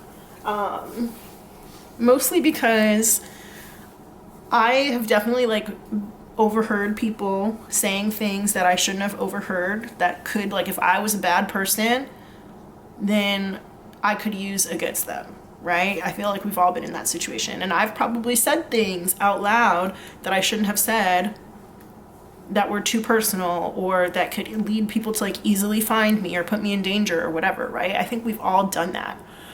But I think that you're going through something currently that is making you rethink that policy or rethink that behavior in your life. Okay? Random, but for some reason, this lady's reminding me of Mariah Carey. I don't know why. I just felt like I needed to say that. But, yeah. So, I actually want to read one of these books that comes with this. I think I'm going to read Illusion. This four-armed goddess who resides in the fourth chakra is said to be a powerful aspect of the Divine Mother who, among her blessings and gifts of healing, reveals the illusionary nature of the world. Her golden throne is modest in relation to her role as Queen of the Cosmos and Protector of the World. So we got like two really like Empress figures. And actually, whoa, I didn't even notice this. Maybe that's why I was noticing it was like, looks like Mariah Carey, because Spirit was trying to call my attention to this. They're literally like very similar in terms of they both have this like circle around their head, right? And then like arm is out here, right? Can you guys see that? Sorry. Like arm is out, right? Both wearing like drapey clothing. Yeah. Interesting. Okay, so yeah, we've got like two Empress energies kind of going on over here. But this Empress, I think this one a little bit too open with everybody, open and honest, and like tells people all of her Empire's secrets. And it's like, if you're an Empress telling all your Empire secrets, somebody's gonna come and try and steal all your stuff. Somebody's gonna come and try and take you over, okay? Whereas this Empress over here, she's figured out how to keep all her stuff safe, how to keep her treasure safe, how to keep her empire safe, okay? We love that. All right, let's keep reading. Lifting her veil of wisdom brings auspiciousness and understanding of tantric knowledge. The heart knows the truth within, but it takes a quiet mind to hear its message. Filled as it is with both realities and illusion, Maya, life moves quickly toward tomorrow. Catch your dreams and dance in the rainbow of whatever realities they hold to find what makes an upbeat difference in your day-to-day existence. What makes you feel like you're being hugged by the divine as you're drinking your morning coffee or tea? Whether you hold an attitude that helps you see love in the self-reflecting looking glass of the fourth chakra, or whether you live within the opaque walls of a closed box of dogmatic beliefs that you've been taught, is up to you. One way or another, the cosmos is likely to support your living true to your imaginings. Wonderful or disturbing sensations in the body communicate in ways that shouldn't be ignored. Whether you feel weak or strong, or healthy or not, paying attention to such messages can help you take good care of yourself. In this chakra that emphasizes inward balance, attention on mind, body, and emotions can be juggled for optimal equilibrium. Reach for healing modalities that can keep you soaring. Laughing, joking, and having a good time is important as it balances worldly stress. It also feels much better than being stuck in anger or judgmental opinions. But beyond the benefits of cheer and laughter in specific situations, don't be surprised if you hear your mind asking, in a larger sense, what opens the heart. Developing the wisdom of the heart may include letting go of misperceptions and mental habits that pull you downward.